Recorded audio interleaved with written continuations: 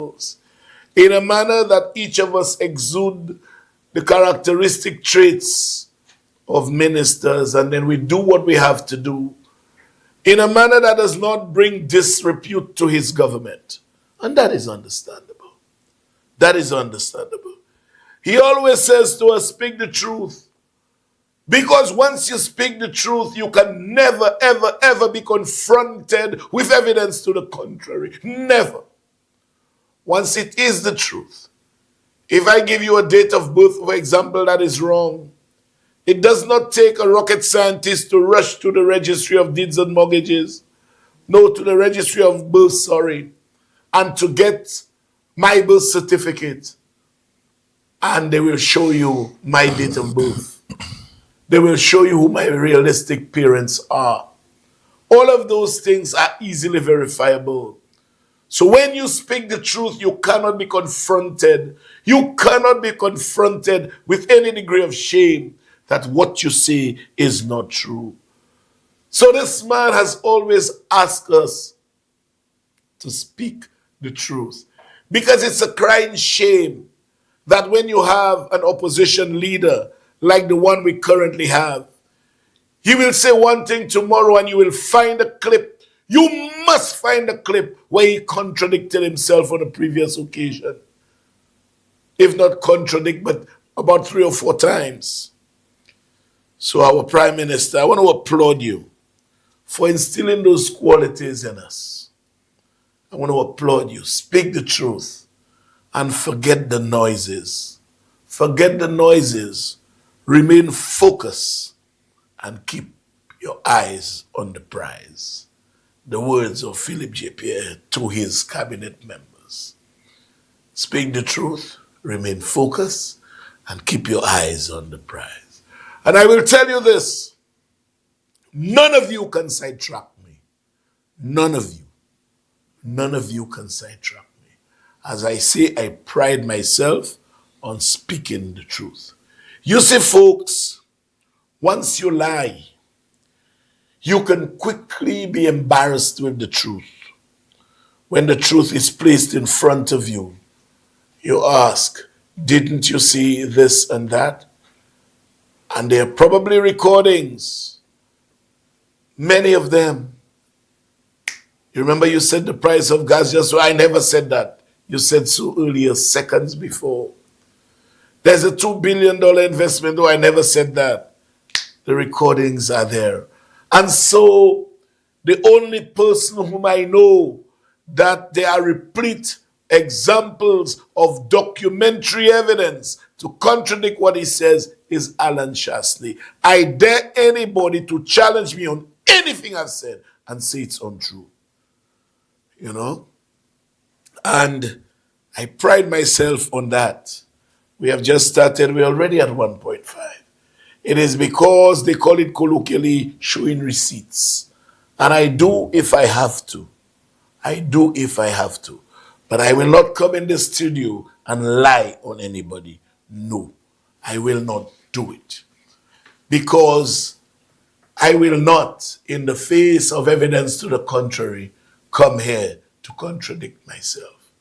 They make up many stories about me, but ask them to provide or substantiate those stories documentarily or through video evidence, and they are stifled. They cannot show nada, nothing. Because you know what?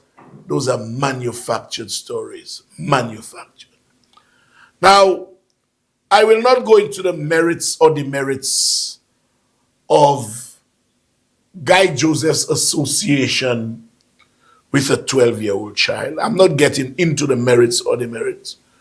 But I can tell you without an iota of a doubt, without fear of contradiction, that Guy Joseph is an emphatic, compulsive liar, blatant liar. You know, Guy Joseph, you need to confess your sins. If you don't believe in confession, go on your knees and ask God to forgive you.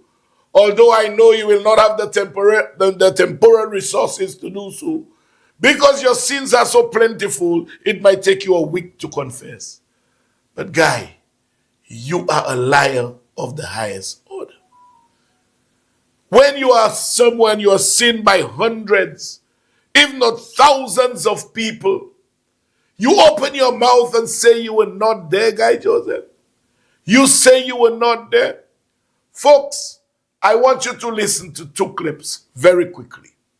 And I'll tell you why I call Guy Joseph a liar. Play the first clip for me, please. You are a pedophile that you get involved with a 12-year-old. I'm asking you the question. I'm glad you brought that up. Yeah. I heard they said I was at the cricket ground and somebody confronted. Thursday night, we had a meeting, an executive meeting.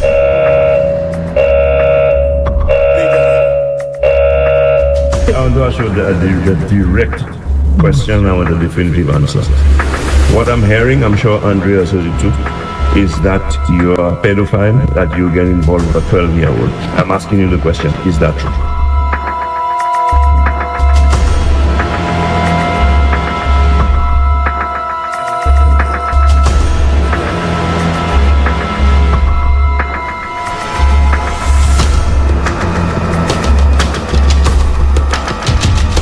I'm asking you the question. I heard they said I was at the cricket ground and somebody confronted. I mean, I'm heard snippets of this thing. I'm clueless about it. Thursday night, we had a meeting, an executive meeting. But to be sure, your name was never mentioned in public. This is speculation now. Yeah. Well, I leave it as speculation. But that speculation could never be referring to Guy Joseph. Guy Joseph, did I hear you correctly? Did I hear you correctly? By the way, listening to Guy Joseph there, they say there was snippets, and what does it remind you of when he was making the excuse? Very much the Pajot letter. Yo, okay. When he said, I see something like my signature on social media, something that looked like my signature. You know, that's what it reminds me of. What is exactly. Guy Joseph, I want to point out to you, to your face, you are a liar. Not only are you a liar, you so dumb. You are so dumb that on Thursday at cricket, where there ought to be videos of everybody, there are hundreds, if not thousands of people watching you who have seen you. You are saying you were not there. You are hearing. There's footage of him interacting with Kenson. Exactly. Not only that, let me come to it. Guy Joseph, you saw me.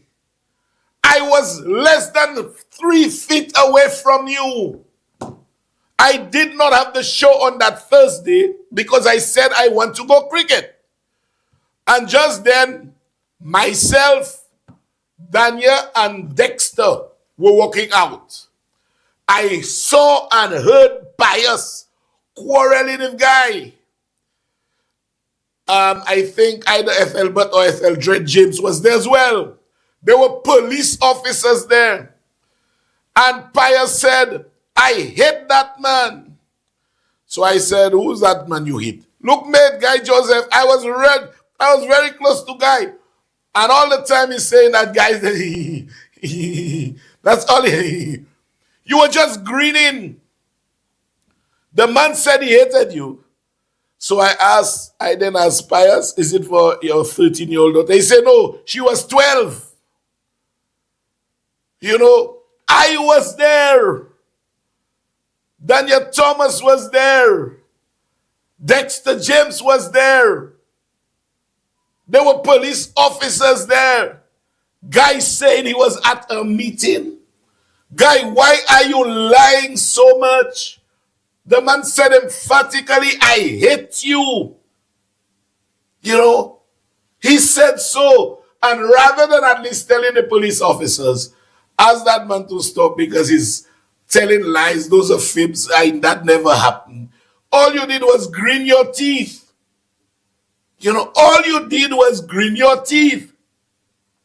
So today, Guy Joseph, for you to say categorically, You were not there. You heard snippets. And if it was a guy, it cannot be you, Guy Joseph. You see you now? What they say about tout voler, tout c'est qui ça? Voler. Voler et tout voler, c'est. Matter. I don't know what to call you. When I heard that, I opted to get the interview. I'm saying I cannot believe. I would say that the guy was talking. I don't know what the guy is talking about. But to say you were not there, guy, I was there. You saw me, you grin your big teeth at me. You know? So way. Boy, these guys are dangerous. I passed next to guy when Pius was saying I hit mate in a very emphatic fashion. I said, what you hit the man for? Your 13-year-old daughter? He said, no, 12. And today, guy is saying, it's not him. He wasn't there. And like I said, I'm not going into the merits or demerits, but I'll tell you one thing. I have the text messages. But that is for another show, guy. You are a liar, boy. My goodness. Jesus, Lord, man. It wasn't you. Speaking of which, we finished it at the hospital supplies thing. Well, ask Guy what you want to ask him, man. How is me you asking that? Has Guy accounted for the hospital supplies? Ask him whether he has accounted for it. Are we asking him? Well, you should ask. I mean, not just me. I mean, every time I come and I sit here and I say that, right? It almost means nothing now. Somebody was saying to me recently out there, you know, yeah, you're always on the show and you're always talking about that, but what is happening with that? Aside from you, and he said it in a little kind of rude way, but beating my, on hair about the hospital supplies. What is happening about that? And the person was, now this is a message to the Prime Minister. The person was a little upset. The person said that, look, you all campaigned. Now, I know, and I tried to tell the person, listen, the Prime Minister... He has done what he had to do. Yeah, he has done what he had to do. He has done what he had to do. He put systems in place to deal with that, and the Prime Minister cannot go further than that, right? But the person said that we campaigned last time saying that all of those things, right, all the alleged corruption and so on would be dealt with. At least some would be dealt with. And they're saying that we've dealt with nothing. It's not we, Albert. And here comes the distinct separation of powers. You know, as members of the executive, you don't usurp your authority by getting and delving into the judiciary. You understand? You do what you have to do. You give a mandate to whoever you give the mandate, and then you expect them to execute in accordance with their findings. So who knows? I don't know. But somebody made a point to me, and I agree. Pedophiles should be in jail, not on political platforms. Yeah, exactly. And trying to get back into government. You know, I mean, folks, honestly, if there is a blatant, if I wasn't there, I would say that's fine. I actually looked Guy Joseph in the eye. We were about 3 feet away from each other. Dexter James, Daniel, there were police officers, Ethelberto, Etheldredo, both of them, they were there. And many people were around. You know, Guy said it wasn't him. You know, folks, it is that kind of hypocrisy, those kinds of lies that have led the flubble to where they are today without any kind of probability of recovery. They say one thing today and another tomorrow. But all the time they say things, it all depends on the situation that they find themselves in or what they're trying to protect. So if they're in government, they'll say this today and then they'll say something else tomorrow. So last elections, we were greeted with 5 to stay alive. I used to call them 5 to die dead. Was there a 5 for 5 before that? 5 for 5. 5 for 5. Then 5 to stay alive. Yeah, there was a 5 for 5. Yes, Then a 5 to stay alive. And then 7, they added And to now it now. 7, SOS, save our... But anyway, I saw some rude stuff. I can't say that here. Yes. You know, So it's 7. But Shasti, I'll tell you this. Not even the 2 you have increased from 5 to 7. That is what percentage increase? About 30, more than 30. Because 30 would have been 1.5, 40 would have been 2 and a little bit, almost 40. Yeah, 40% increase. You have increased your promises by 40%. From 5 to 7. But I'll tell you one thing. Not even those 7 promises you've made to the electorate, and we're going to go through them tonight, and we're going to compare yourselves with us. Not even those 7 promises will make you see the political gates of heaven. No way. No way. But before we come into that, I want to deal with what happened on Sunday. And right now, anything that, already I'm dismissive once Alan Shasley says it. Look for something to the contrary. Depuis se Shasley qui dit, ils pas voué moi do. Kaban, depuis se Shasley qui dit, Richard Frederick nous, il pas voué. Si Shasley nous kou il applique à tomber, bon Dieu, soleil chaud dehors. So it all depends. Nigel Sinclair, good night to you. When those guys say anything to you, trust me, disbelieve them.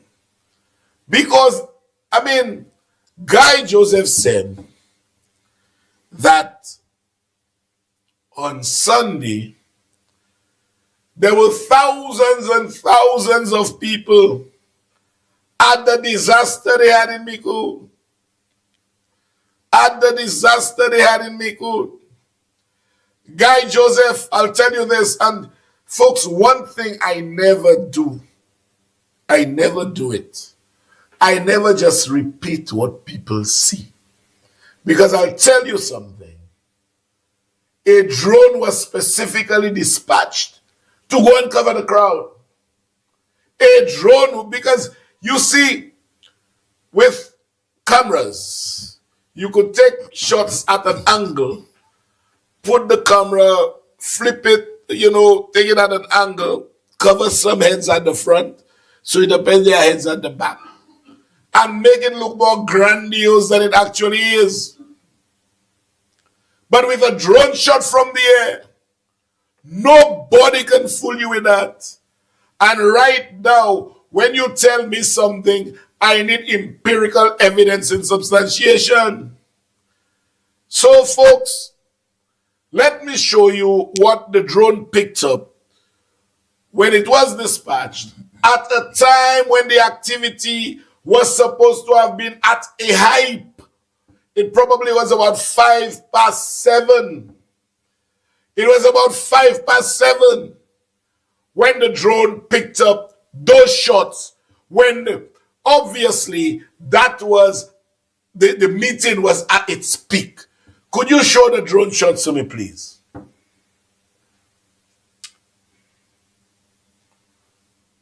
Yes, folks. Hold that one there a bit. This is a drone shot of, yes, that's a video one? Okay, that's a video. So you can actually see, this is the Miku Highway there. Right, they flip it down, right there, with the blue vehicles there. No, the highway is on that side there. The highway is to the right. To the left. To the right. To the left. Right there. That's not the highway there. And then those blue things are between the two fields, tents, right. Look a better shot. That is footage of a drone. That don't have Mama D, Papa D. That don't have artificial intelligence. That is a shot that was taken about 7:10. It was discharged about 7:10 when the thing was supposed to have been at its hype. You have another one, I think. It's your last one. All of them are the same. And you can basically see the sporadic manner in which people were settled. But I could take that, Albert, go in the crowd, take a camera of a thing, and then just bend a little Yes. to take the heads of everybody and make it appear to be thousands of people. Thicknet. You know, exactly. But this is what was there. That's a drone shot of the setting. And this is not artificial intelligence. This is a realistic reflection of the attendance. It was poor. It was extremely poor. So the following day, you can put it on. The following day, Champagne, who obviously may have seen this. And folks, what you see there is what was there. No interference, no artificial intelligence, no thickness to make it look more than they are, no grenade a crowd to show that it's UWP here. No. That is what was on the Miku playing field on Sunday. Very poor attendance. In fact, Castries Central left with a bus with half loaded and 2 cars. But they said they had a lot and 2 cars. You know, so come Champagne said, you know, you all bring out 600 people. Huh? And Guy want to kill him because he say, when I say kill, I'm just saying, you know, an onslaught of words, not literally. Guy was blasting the man because, Guy, there were no more than 600 people. There you didn't have 1,000 people there. Y'all did not. Y'all did not. So take a listen to Champagne, folks. It's not about crowds, not about jump and wave. It's not about candidate. Can you believe that what people witness with their own eyes? They see, you touch, you felt, you were there, you danced to the music, you listened to the speeches, you participated in the motorcade. Why would you call a rally to present all of your 17 candidates? My goodness, and then you have 600 people there. That is a clear turnout. That tells you have already lost. The thousands of people who are present in Mikud, not just on the field, because on the roadside had more, and then those of you who drove past us on the road, and you saw all those motorcades from east, west, north, and south. Although crowds don't win the elections, but if you have 600 people of an announcement or a rally of all of your candidates for the first time and 600 people shows up, that's not good. The thousands of people who are present at Mikud. You have to get the trust of the people. If you're not able to get the trust of the people, you cannot win. Upasa again, my goodness, and then you have 600 people there. That is a clear turnout. That tells you have already lost. You're not already. Guy has the audacity to talk about thousands of people were there. You saw, you this, you felt. You didn't remember thousands were at Darren Samley Stadium. Guy, when you lied and said you were not there. What do you think of the drones you saw? Are a realistic reflection of the attendance. Yeah. And the shots I saw from the camera, right, fit a different picture. Exactly. Exactly. Right? But I would go with the drone instead because Of the course. drone is hovering above, Everybody's head. yes, and just shows what is below. That's correct. Right. So from the drone footage, it does not look like too many at all. It doesn't, and there were not too many at all. It's not that it does not look like. And Champagne said it. Yes. If this is a national rally where you're introducing all 17 of your candidates, You should have had 17 constituencies bussing people down there. exactly. And that you're showing slave with. And each constituency should come with a minimum. Well, let's say about between 800 and 1,000. Each constituency should come with that. Of course. You know, all your 17 candidates, and that's what you're showing as proper attendance and support. You know, well, after Champagne said so, Champagne came under a lot of fire. But folks, like I said, I always, treat poa mwen, mavle moun di mwen, Because if you ask opinions, you will get opinions that vary from Panjemun, Gazo, that they don't call Temun. But when you take a drone shot at the height of the activity, and this is what you see, you can make your own determination as to how pleased St. Lucians are with the United Workers' Party. They're not pleased at all. They're not pleased at all, and I will deal with that. Resignations raining in, raining in. Champagne came on the fire. I saw several media posts from persons, and Nikki Cauldron has just entered the chamber. Good night, Nikki.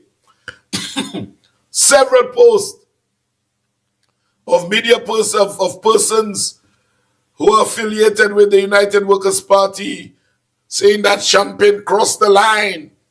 Champagne operating rent-free at the man's father's building.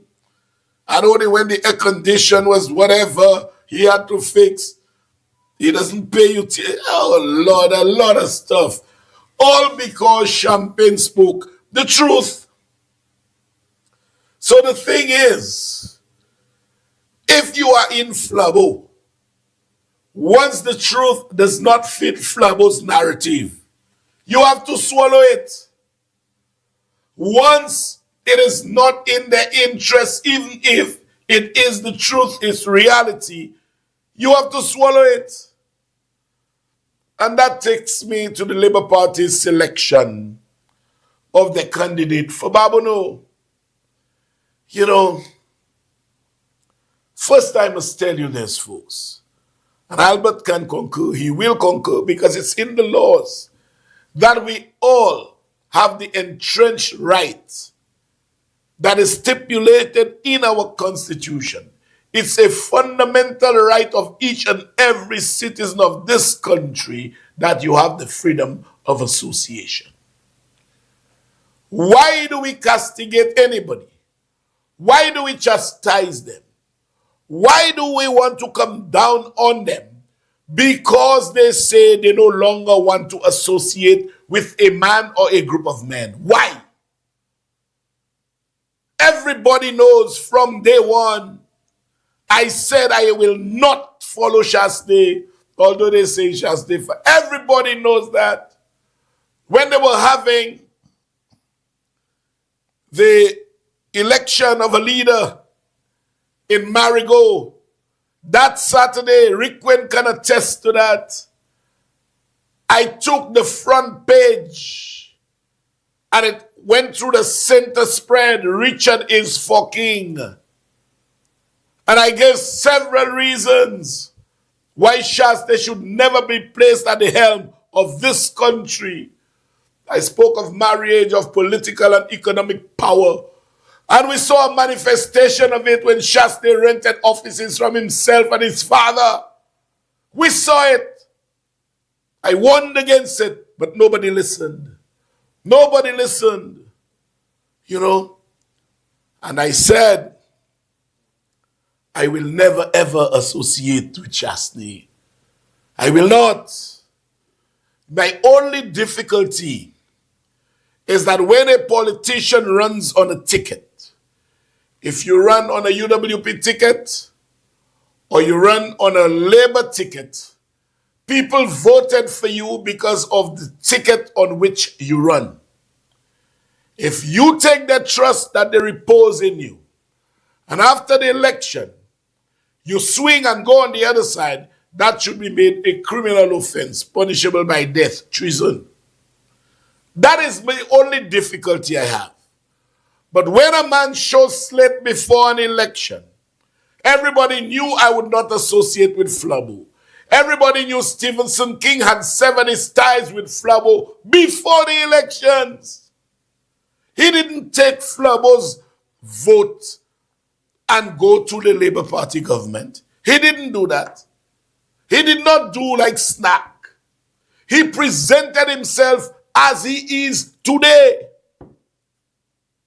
He never betrayed the trust of the people. He won on the merit of how he presented himself. You know? So there's nothing wrong in disassociation. When I disassociated with Shasta, they tell you Shasta fire me. But they brought down the ex-prime minister of St. Vincent to speak to me, to attempt to resume membership of the United Workers' Party. I said no. But today Shasta fire me. You know, Steve declared his hand. He declared his hand before the election. Yet you'll have the audacity to call him a snake. Call him a snake. So he's no longer at liberty to associate with persons of a different mental ilk. Huh? Everything Chasney touches, he destroys. Chasney has single-handedly destroyed the political careers of most people, most politicians in this country. And now he will deliver a lethal blow to the United Workers' Party. And I'll tell you, for that United Workers' Party to be resurrected from the political misery in which it currently finds itself, it will be an arduous task. Oh, yes, it will. Oh, yes, it will. At the hands of Shasta and Guy Joseph behind him, oh, yes, sure bet it will. But you know, like I was saying, it can never be the same if anyone before an election says, I don't want to affiliate with you. I'm severing my ties with you. How can you call him a snake? You know? And so, the St. Lucia Labour Party went through their internal selection criteria. They went through the process and opted for candidate John Paul Estefan, the brother of Estein down in Dennery, to be the candidate for the next general elections in Barbano. And invariably, if John Paul was my brother, we came from that same mother, and we never had bad blood, why would I not support my brother? Why? You will never hear any siblings that have such a good relationship, that check for each other, sever ties over politics. No. And I'm sure had it been the other way, you would not have had a problem with it. So Edmund Estefan supported, he threw his support behind his brother, as was expected in any normal scheme of things. And the Este showed up on Tuesday in Babonneau. And then the Flabos went up in arms. They went up in arms. What is wrong with that? I even saw a video of a man from Dennery saying Este owe him $100. Crap. Crap. And why you do that to us? And excuse me, most people with good minds, most people who want to put the interests of the country first will not want to associate with Chasney. He will not want to. I hear all sorts of nonsense, like John Paul wanted to run for Flambeau, etc. What is wrong with that? And I can add, what the hell is wrong with that? What is wrong with it? If he decides he wants to make a contribution, but then upon examining the state of affairs and having heard the egregious deeds that this country received at the hands of Shasta, he says, no. Let my captain be Philip Joseph Pierre and not Alan Shasta. Because any right-thinking politician would prefer to associate with Philip J. Pierre than Alan Shastney. Any right-thinking politician or prospective politician. So, I don't understand why there should be any kind of rigmarole, why there should be so much brouhaha, because the man decides, look, I want to be of service to my people, but I cannot do so with a dictator. I cannot do so with a man who has put the country through so much. Let me follow a train that is on the right trajectory and has a record of delivery to our people, which I said on social media, almost approximating perfection. You know? And I want to remind you all that from the time Shasney came in, I was the first one to leave. Angel now wears a St. Lucia Labour Party band. Angel Brett, you'd have thought so. Pearl Alcindor, y'all would have thought so. Mary Polius, y'all would have thought so. And the list goes on and on and on. The Comptons, Janine, and the resignations galore continue. Play that clip for me, please. Because of his tyrannical leadership, dozens of long-time United Workers' Party stalwarts, high-ranking members, and even former ministers who served in Chasney's cabinet have led a mass exodus from the party.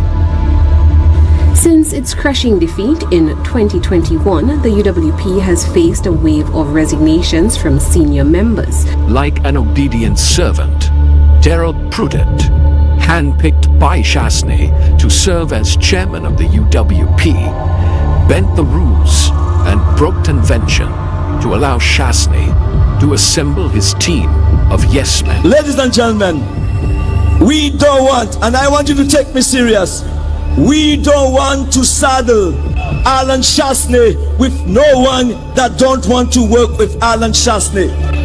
Are you listening to me? It must be his way. Anyone with an opposing view must take the highway and get out. The UWP has strayed so far from its founding principles that it has become unrecognizable, with actions carried out in the name of democracy deemed unacceptable. Like a ruthless monarch, Chasney has put his subjects on notice. Don't you dare speak out against his party. When I see some people who go out and they want to be like the Messiah and have all the solutions to the problems within the party. The fact is, who do you believe you're convincing on the outside? How speaking on the outside is going to change anything on the inside? Alan Chasney has placed Sir John's United Workers' Party in a merciless death grip. Chasney has 6 something. Yeah, 5. You know, folks, I spoke to a chairman this afternoon. He was chairman of a constituency branch.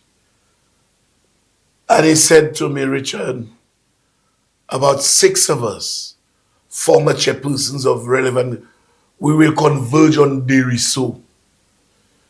Among them is one that represented the government on the National Trust Executive. And he advised Chasney to endorse approve Janine's endorsement for the job. And Chasney told him, no, not over his dead body. That is the kind of thing we have. Chasney is destroying everything. You have destroyed the party that Sir John founded, you know, and there are more resignations to come. I can tell you that. What do you think of all those resignations? Well, the first thing, Richard, is the angst that Este's brief appearance in Babano has caused. Mm-hmm.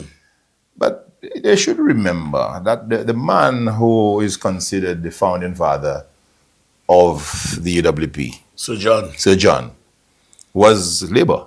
Yeah, I was going to come to that. Yeah, I was going to come to that. You know, because we are replete with examples. There are lots of examples. Now, the man who was, I want to choose my words carefully, but he was, you had George Odlum, right? Mm-hmm. And Peter Josie. Mm-hmm. You know, it was the dynamic duo at the time. George Odlum, Peter Josie. Odlum was the man with the words and everything, the Beaufort. And Josie was the firebrand. The man of the bravery. He was the firebrand. When, for instance, John Compton said that they should stop referring to him as a dog or something like that. Mm-hmm. Something like that. And he said he would take legal action. Everybody chill out except Peter Josie. And you remember he told George Odlum, "Joua political platform flabo na petite tout." All right, there you go. He Peter told him Josie, that. yeah, Peter Josie said so Peter much. Josie You know, told George, if he ever sees him on a flabo platform, he'll bust his head. indeed, right? And remember, D Compton, when he la quand même c'est gauche for blast. Yes. All that, Yes. all of that. That was Peter Josie. Peter Josie. The very same Peter Josie. Well, I want to let him take his rest because these days I see he has just gone into abeyance and so He on. has subsided into oblivion. Yes, so I want to let him take his rest. But let us not forget that Peter Josie did the 180, right, and became UWP. Okay? That is the same firebrand Peter Josie you wanted to destroy everything that was come down. Okay? Now, there are others. There are others, right? But let us take a look. Who's the chairman? Who is Prudent. a man who has been, he's been a member of every party. He's still a member of Labour. Right? He's been a member of every party. Prudent. So if Estefan, and look, I've been watching this thing for a while, Richard. Estefan is disappointed with how they treated him. He's disappointed. You know? So if Estefan now, in his disappointment in how he's been treated, says, let me go and give my brother some support on the other side. What's wrong with that? Y'all come on. You know, folks, so I was, and Albert, that's the thing. John Paul realizes that the party that would lead this country to prosperity, the party that has taken this country from an economic quagmire in the doldrums that we were in and make the life of people better, is the current St. Lucia Labour Party. And from day one,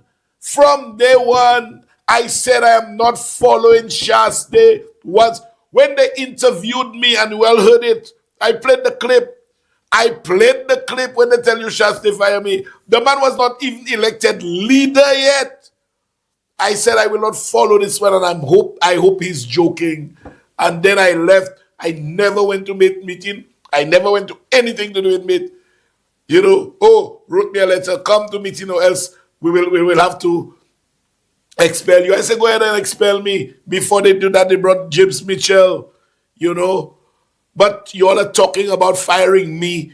Shasta he'll be firing the entire United Workers' Party. Josie was Flabo before. The greatest was Labour before. The greatest Labour was Sir John himself. Prudent, as you mentioned. And he's still a member, as I know, of the St. Lucia Labour Party. He's a member of the United Workers' Party, and he's a member of what is LPM, Las Palemagie. I wonder if he was with CDP, because I know he was every party. Every party. So why attack the Estefan brothers? Had it been my brother, I would have gone on stage to register my support and do the same thing. Let's see what Estefan did on Tuesday. We got to come together, learn to love your brother. Love your brother. I say yes. We got to come together. One eye can't see, one ear don't hear.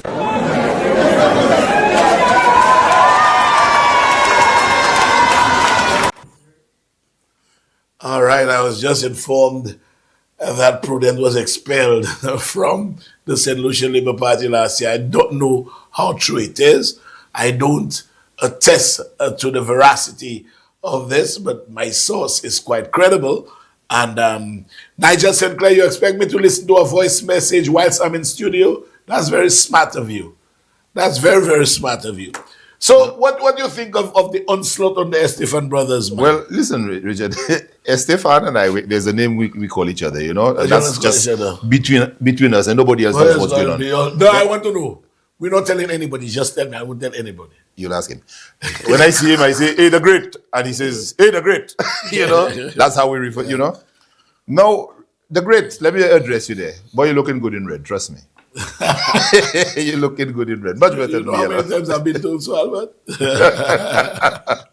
So continue, my brother. Continue. You're looking good in red. Yeah. Right? But you were asking me a question, Richard. What was it now?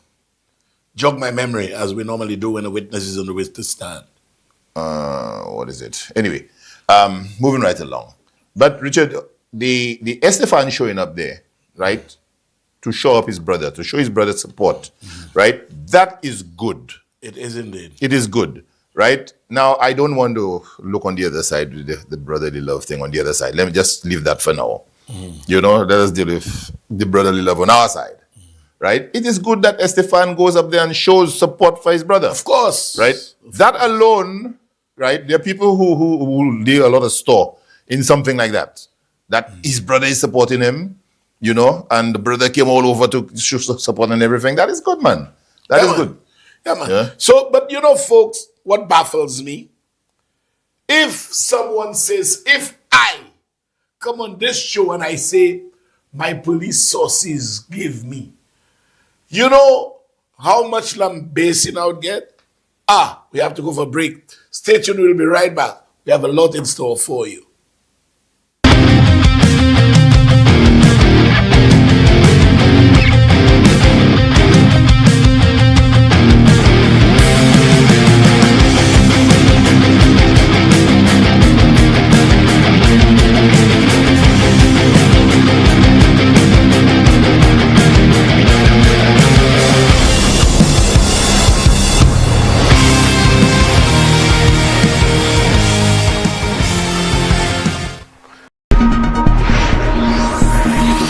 You're watching MBC.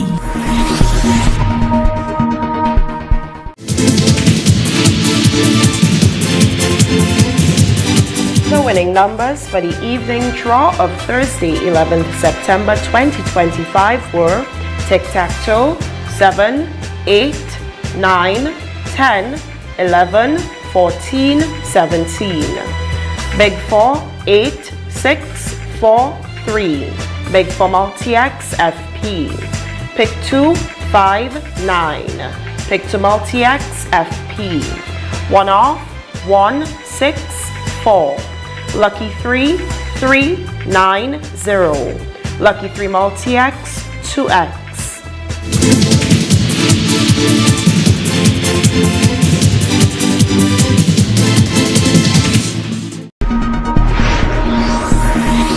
You're watching MBC.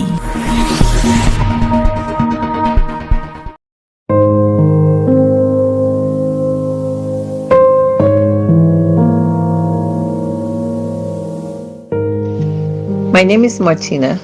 I would like to say thank you to the guys from Paddy Access, especially Jermaine, for a job well done. I called him 2 days before my brother's funeral to do a live video, and I was not disappointed. He was professional and kept in touch with me throughout the live, just making sure I was satisfied with everything. I would definitely use Paddy Access again, and I highly recommend that anyone looking to do a live video to hire them. Everyone who watched my brother's funeral had good things to say about how much of a good job the videographer did. If you want satisfaction for your money, Paddy Access is the way to go.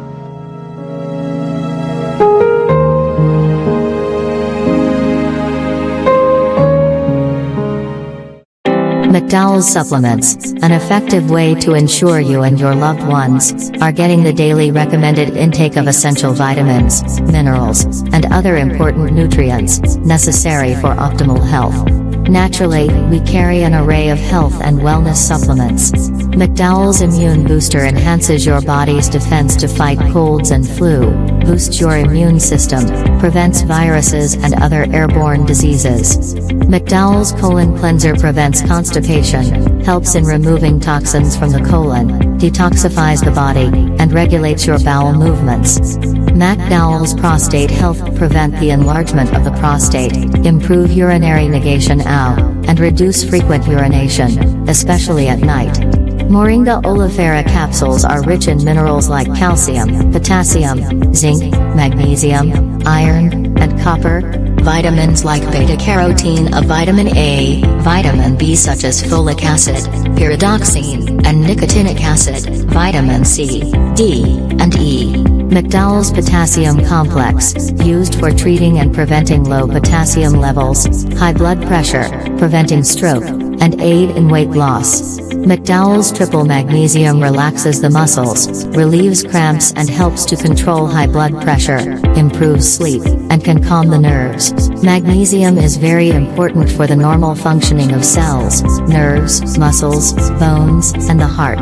McDowell's Ginger Turmeric helps to relieve pain, decrease nausea and enhance the immune function to help protect against illness and infection. Ginger turmeric has powerful anti-inflammatory properties and improves your circulation. Don't hold health back, let health strike back. McDowell's, the better way to start your health. Visit Health Service Center, John Compton Highway, call 453-6417. Let your wellness be our stress.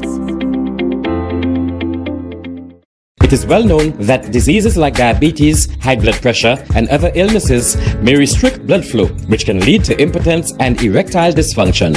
This is why Enhance was formulated to meet these challenging health problems, which can reduce your ability to perform. If you're having problems maintaining your manhood, then reclaim your manhood today with Enhance. Enhance increases your energy level, boosts your stamina, and increases your endurance. You can get your Enhance at Southwell VA4, Restorer Pharmacy Soufre, Knights Med Miku, Lay by Bar The Morn, Dexter's Place Jeremy Street Castries, Citygate Bar The City opposite the market, Plants Place Denry Highway, Arlette Supermarket Soufre, The Release Stress Bar Labrie Highway, Cool Joint Bar Victoria Schwazel, Prios Bus Stop 22, next to the Moshi Bus Stop, opposite the Grosile Bus Stop. Prios Bar and Grill in Corinth, Grosile. Enhance, the best a man can get.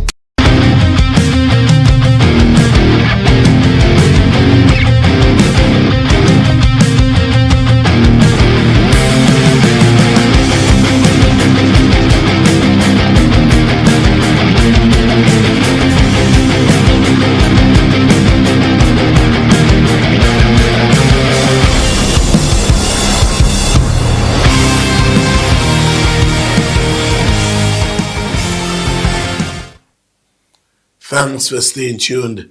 Let me say good night to a couple people very quickly. Chef Thaddeus, good night to you. Good night to Brother Pell. Good night, good night, good night. Ryan James down in the valley. Good night to you, my brother Aprox. Aprox.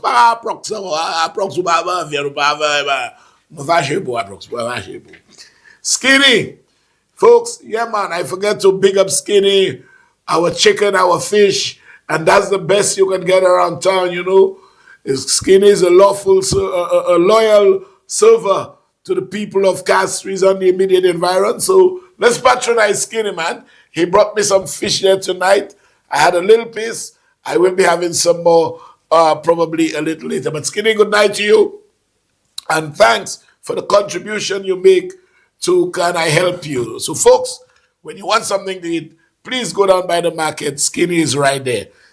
Dexter and crew. Dexter, I ask you who's there. You tell me you're at the bar. I don't know who's you all, Dexter.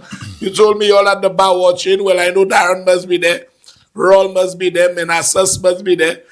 Ashel will be there because Ashel always there. Maggie Henry, good night to you. Rossi Cow, good night. So Dexter, who else is there? All right, bye-bye. And Stanis, who's that? Oh yeah, the Forestier people, Kisera, Menassas, Moinga. And all of you up there, good night, good night, good night, good night. Good night to the man himself, Christopher Hunt. Christopher Hunt, what's up with you? Shaste drop a fake cry. Shaste drop a cry. We bagay show. Sandy Flood, whatever corner of the globe you find yourself, good night to you. Vicky Butcher, what's up? Rose Hill Passe. Uris, good night. Glenda down in Viewfort. Cutty Ranks, good night to you. Corporal Jeremy, Miku Police Station, good night. Liz Karen over in New Jersey, good night to you. Ex-Sergeant Sebastian Charles, good night. Mervyn, Rosary, good night. You know, folks, I'll tell you something.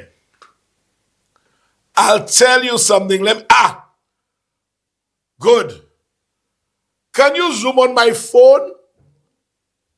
Folks, I'm sending you a screenshot of a message Christopher Hunt sent to me at 5:03 tonight. And that reminded me of when I told Shelton was out of the island. And I told him the elections will either be 15-2 or 16-1 guys going down. And I showed it to you. Folks, I'm going to send, let me show you this. At 5:03, Christopher Hunt said to me, and I will not tell you, you will see. You will see. And go and see, he tries to cry again tonight. Put that up for me. Put it up for me. He's crying tonight? He just dropped the cry. He just dropped the cry. My God. Dry cry. Christopher Hunt sent that to me at 5:03 p.m. I'm getting emotional. No. You will see this. You will see it. You will see it. You will see it, folks. Let me tell you. You think it's easy business going on there? You have it? Show them for me, please. Show them. Okay, go up. Scroll up. Scroll up.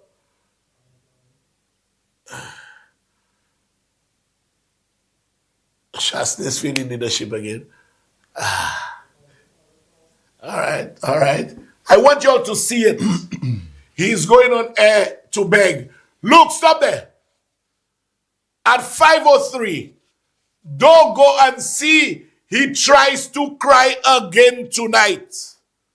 Folks, it's right there.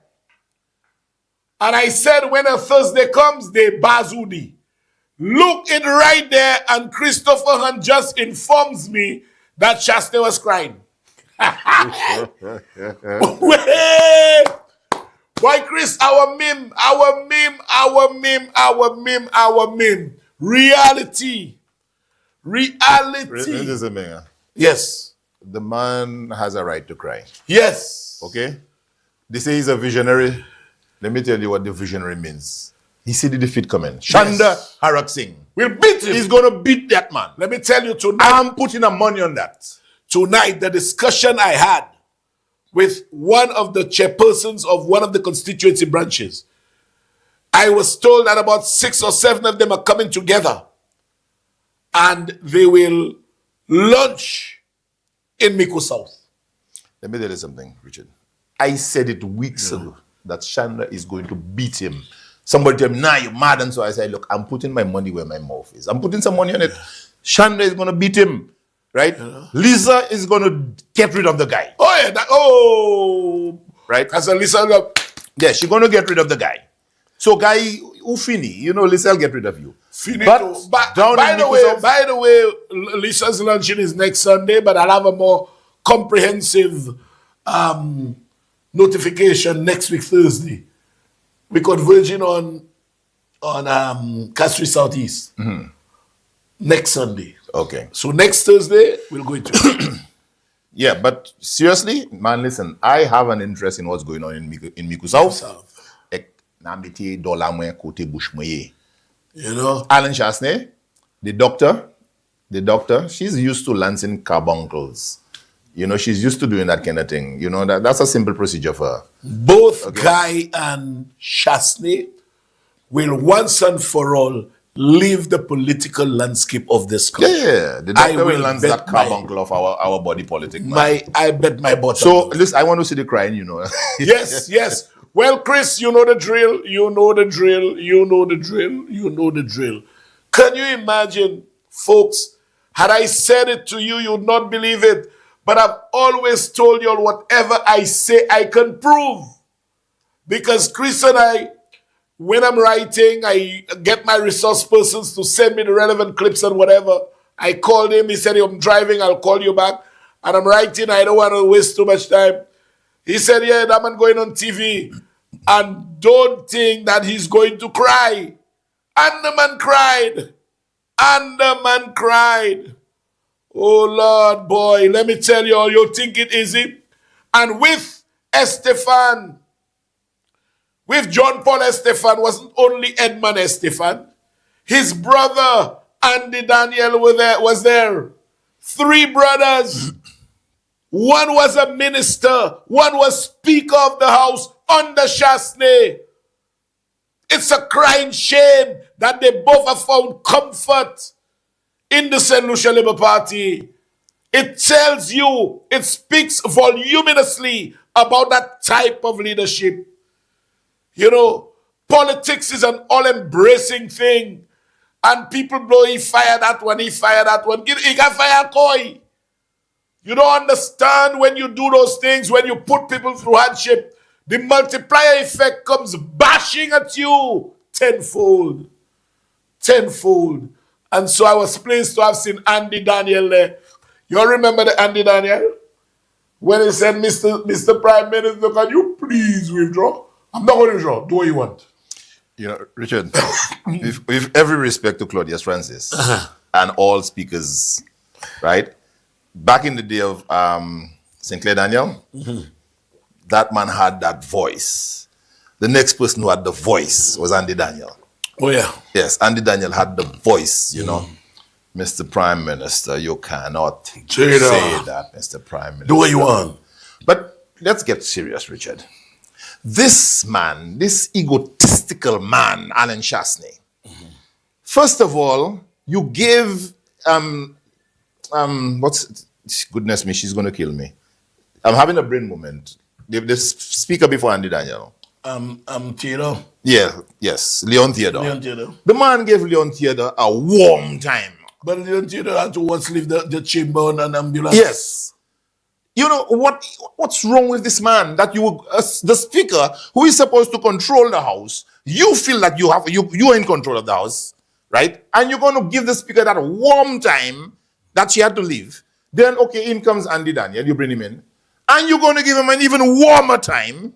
Mr. Prime Minister, withdraw this. Can you please withdraw, Mr. Prime Minister? I'm not going to withdraw. I'm not going to withdraw. You know, what kind of behavior is this? Well, it just tells you, Albert, this is what the man is known as, a dictator. Yes. You know. And so Andy had to remove himself. From your circles. Yes, remove himself. So if today Andy finds himself in Babono supporting his brother, right? You're too safe way. Yeah. Right? Andy, Edmund Estefan and John Paul Estefan, they are brothers. Yes.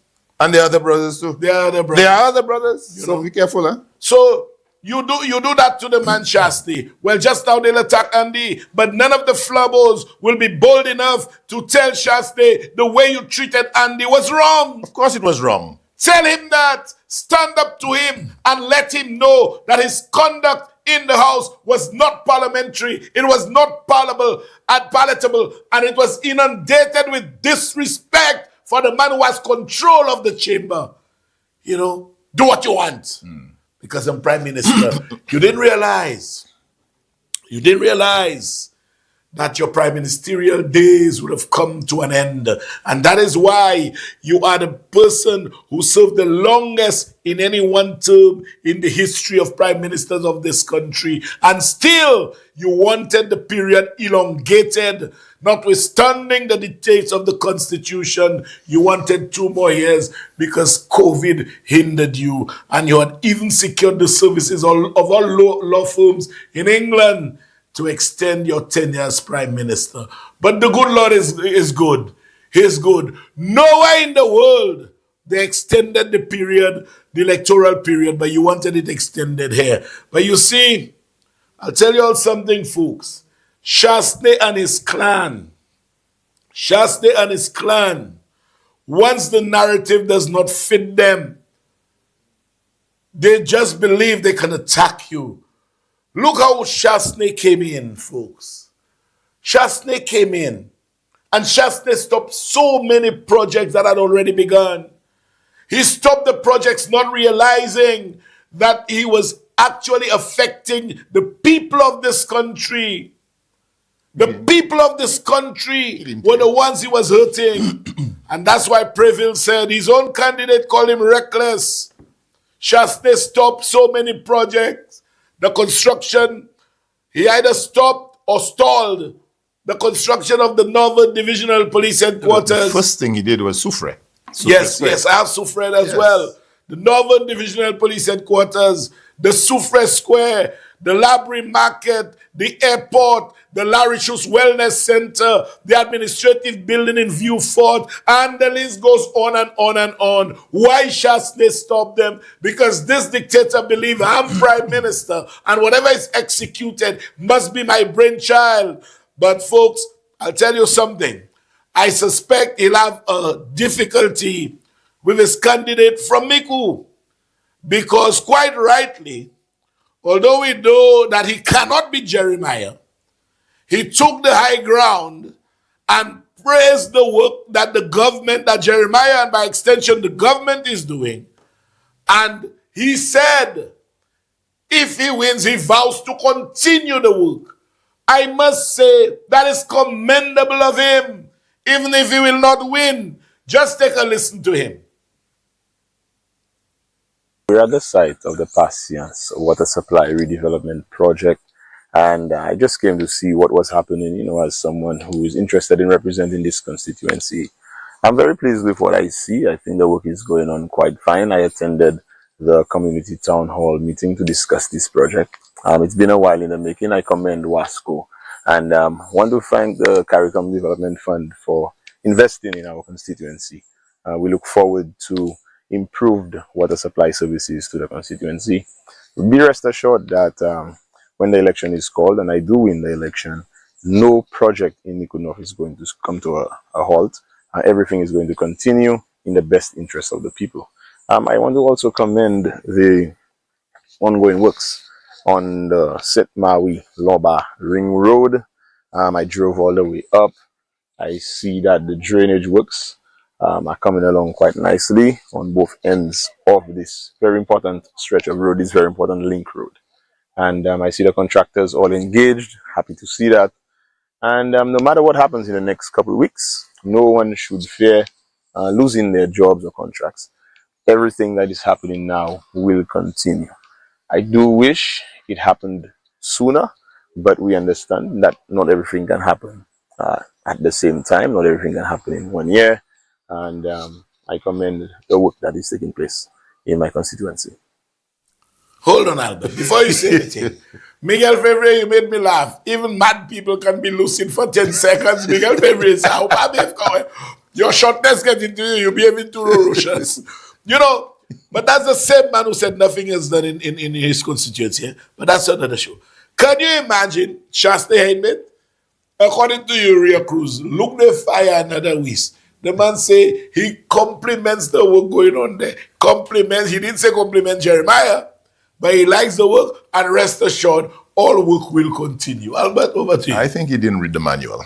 I think he did not read the manual. It's just like Titus Prevail. Yes. He did not read the manual. So these guys they've transgressed already.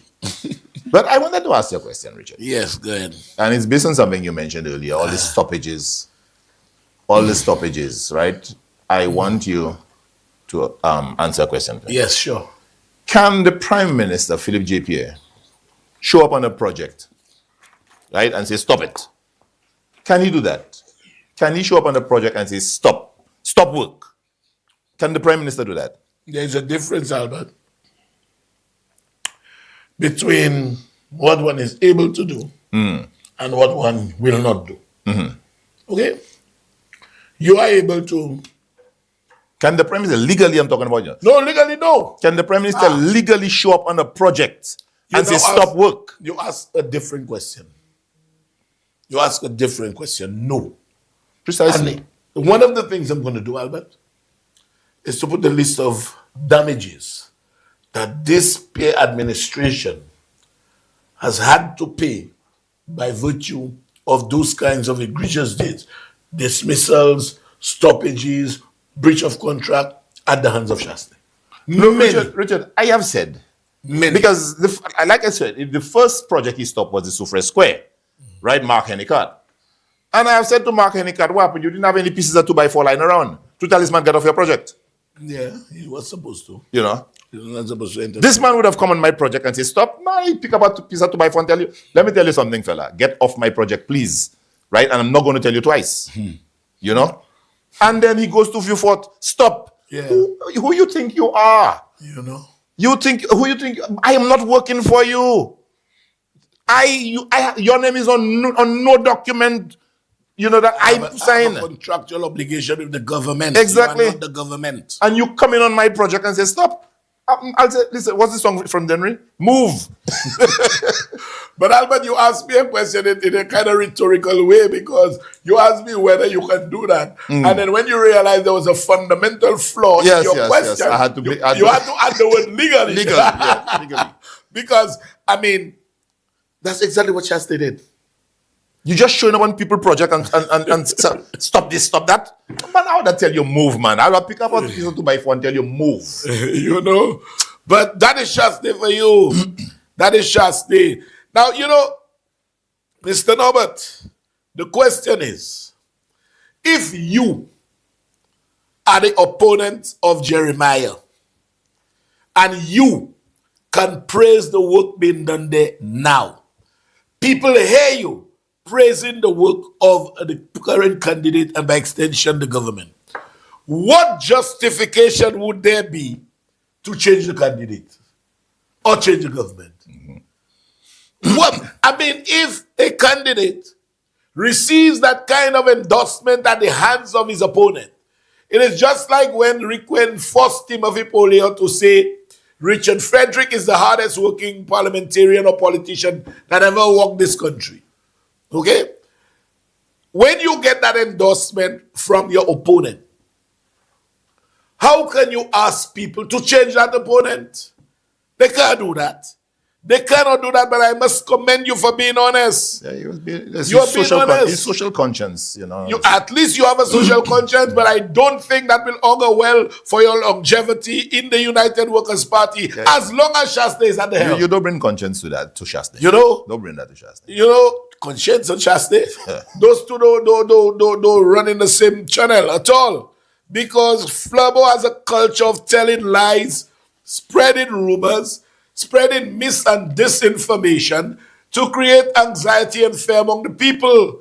And you know, no matter how intelligent some people may portray themselves to be, or no matter how intelligent they actually are, as long as they associate with Shasta, they fall into the periphery of story and lie telling.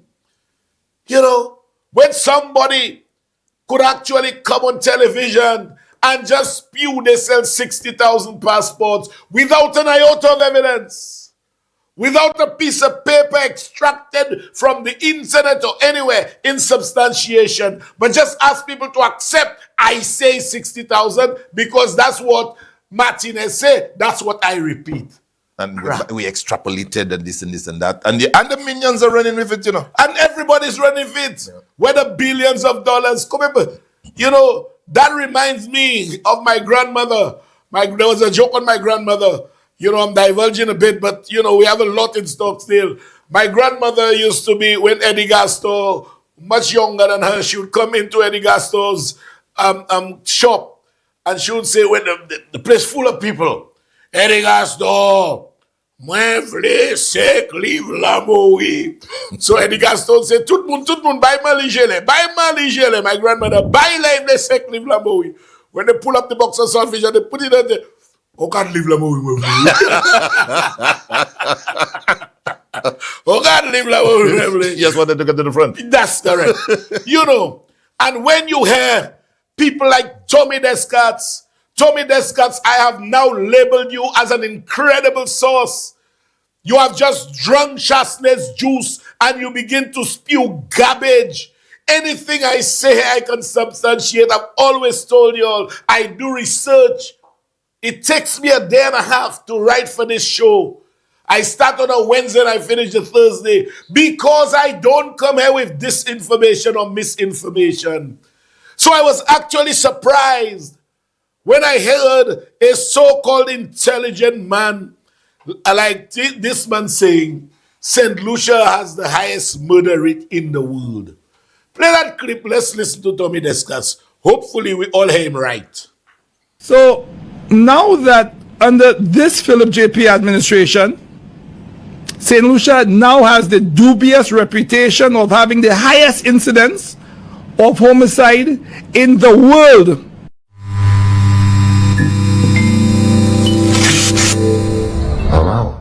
I made a mistake. I said Tommy Descartes. Sorry, it's Stephen Fevrier. Play Stephen Fevrier again. A man they say that was at UN. A man they say that worked with all kind of international organizations. A man they say that comes into the political arena with credible repute. Take a listen to the nonsense he's saying, and I will show you the facts. Listen to him. So now that under this Philip JP administration, St. Lucia now has the dubious reputation of having the highest incidence of homicide in the world.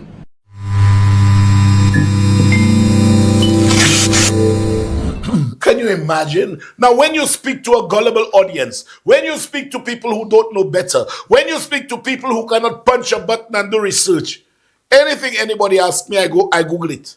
My name is Google. My middle name is Google. So,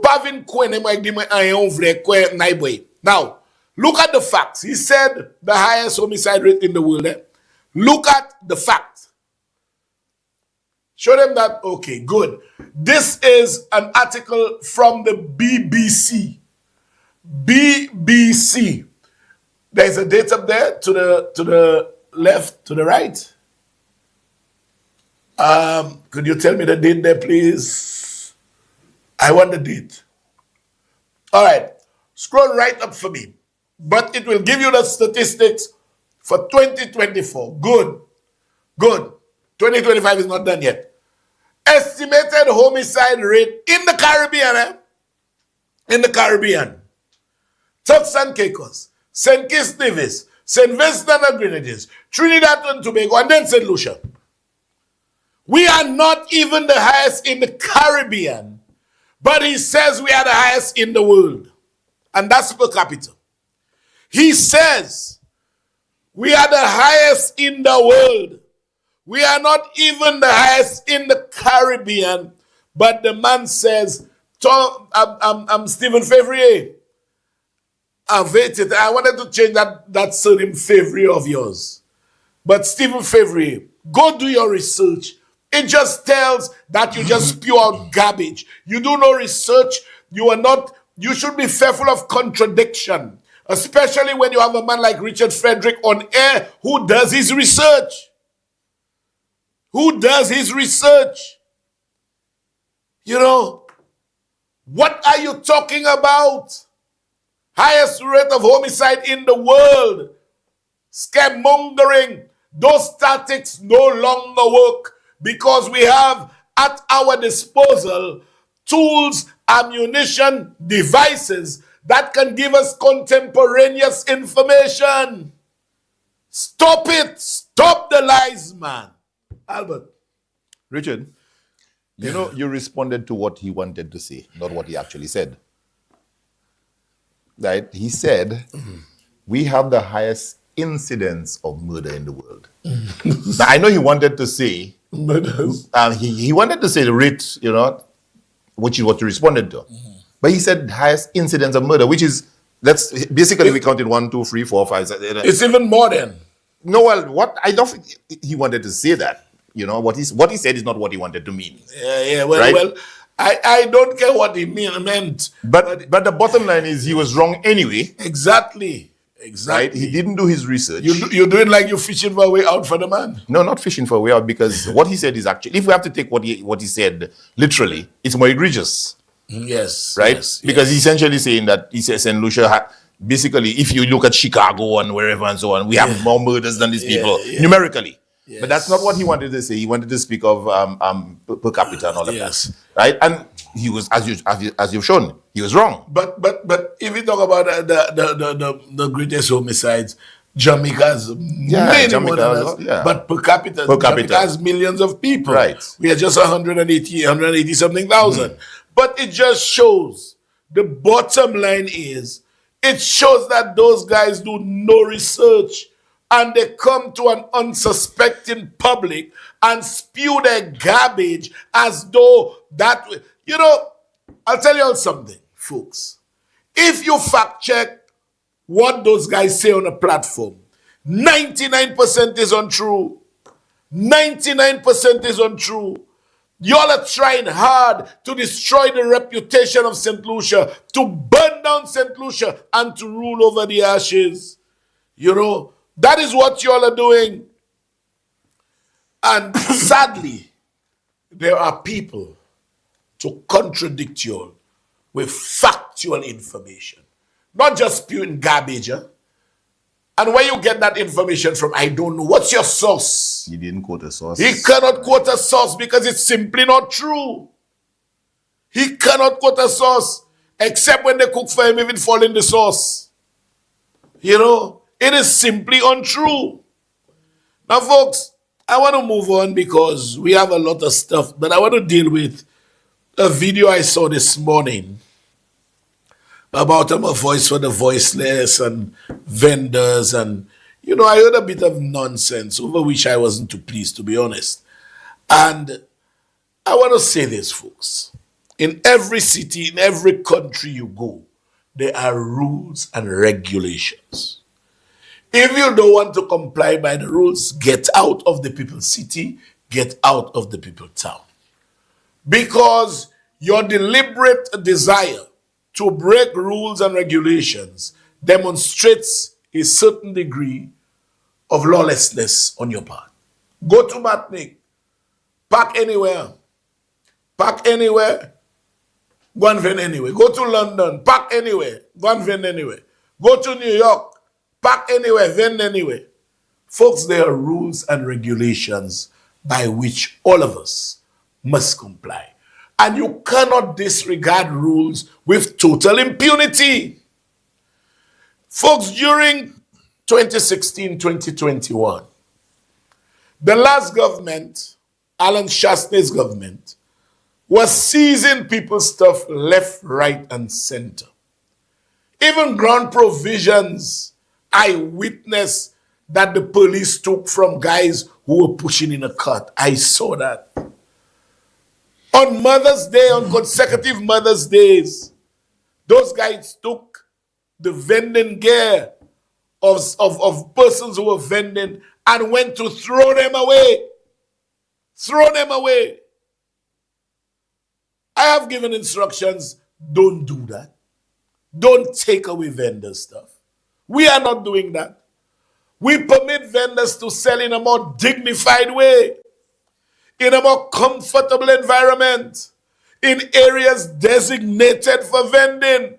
But folks, vendors cannot put up a tent on the middle of the sidewalk and I cannot even pass. Some time ago, I got a call from my prime minister. I had it, but Black Boy tell me not to show it. I could not pass on a sidewalk where somebody had a tent. The tent was larger than the sidewalk, so that the two legs protruded onto the gutter. They put two stones under the thing to hold it, and you must pass in the road. You must expose yourself to harm's way once you are traversing that part of town. We cannot permit. I want everybody to make $1. I love to see persons showing a degree of independence, but lawlessness is not the way to do it. It cannot be. It cannot be. This has to be regulated. For example, in the boulevard, you have 4 competing interests. You have motorists who say sometimes they can't drive. You have pedestrians who say they can't walk. You have store owners who are saying that vendors can block their showcases, block their entrances, and are selling the same thing they are selling. And then you have the vendors who want to make $1. So we have to deal with it. It cannot be free for all. I put in my things where I want because I'm a hustler. Nonsense. That is total crap. It cannot be right. It cannot be just. Let's coexist. Let's coexist in a much better manner. Lawlessness is not the way. And so I understood that NIC had put up some signs. They say by order of CCC, although CCC did not know anything about it then. And, they made the signs, put them up, no vending. I am saying, folks, I'm saying, when you do that, you tie the hands. And then they say, I say, don't touch my vendors. Of course I said so. And I've been telling my police officers and others, don't touch them. Don't take their stuff. Don't throw it away. But vendors owe a duty to cooperate and let us coexist in a manner that lends accord to the aesthetics of this country. Y'all want to put up tents everywhere and block pedestrians, put trays, block this, block that. It cannot be so. And so, when this government came in, the government recognized what was going on. I was given the task, don't run vendors away, but give them a more comfortable environment, a more sustainable way to make a living. Nobody will complain if a vendor goes on Jeremy Street. But no, they want to go on Bridge Street to compete with the traffic and pedestrians to cause a calmaja. You know, it's not right. It is not just. CCC wants vendors to sell. I could tell you that. Because we collect our taxes. But folks, to put up a tent anywhere, sometimes with a torn tarpaulin, to put up a tray anywhere, leave the old blocks and the pieces of steel and the anywhere. Folks, come on, how can that be right? Since this government came in, folks, since this government came in, for the period leading to the opening of school, for the very, very, very first time, I told Madam Mayor, let all vendors use the square.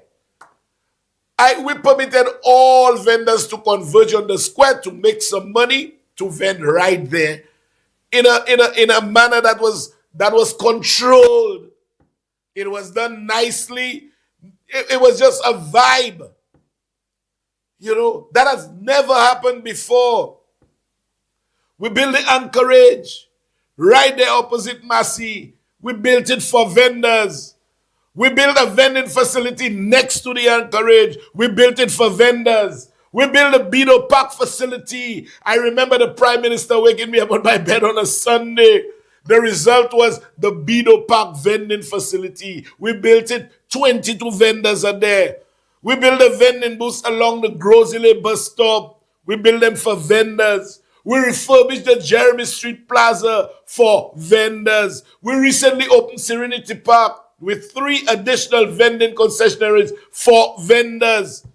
So we could go on and on and on. And GPH is soon going to be... GPH will soon do the arcade for vendors. Folks, let us do it nicely. Not everybody that get up and say I'm a hustler to open your thing in the middle of the and say you hustling.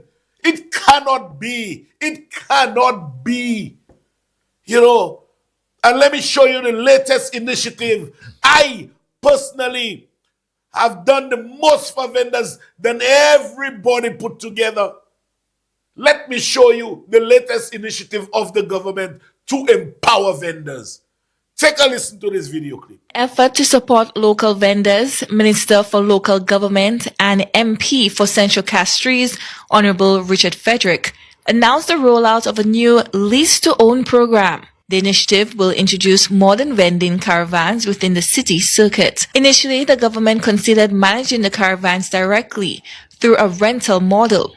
However, after careful consideration, they opted for an approach that provides vendors with a clear path to ownership, ensuring they benefit from the initiative in the long term. This is a government that puts the interests of persons first, and I believe in people's empowerment.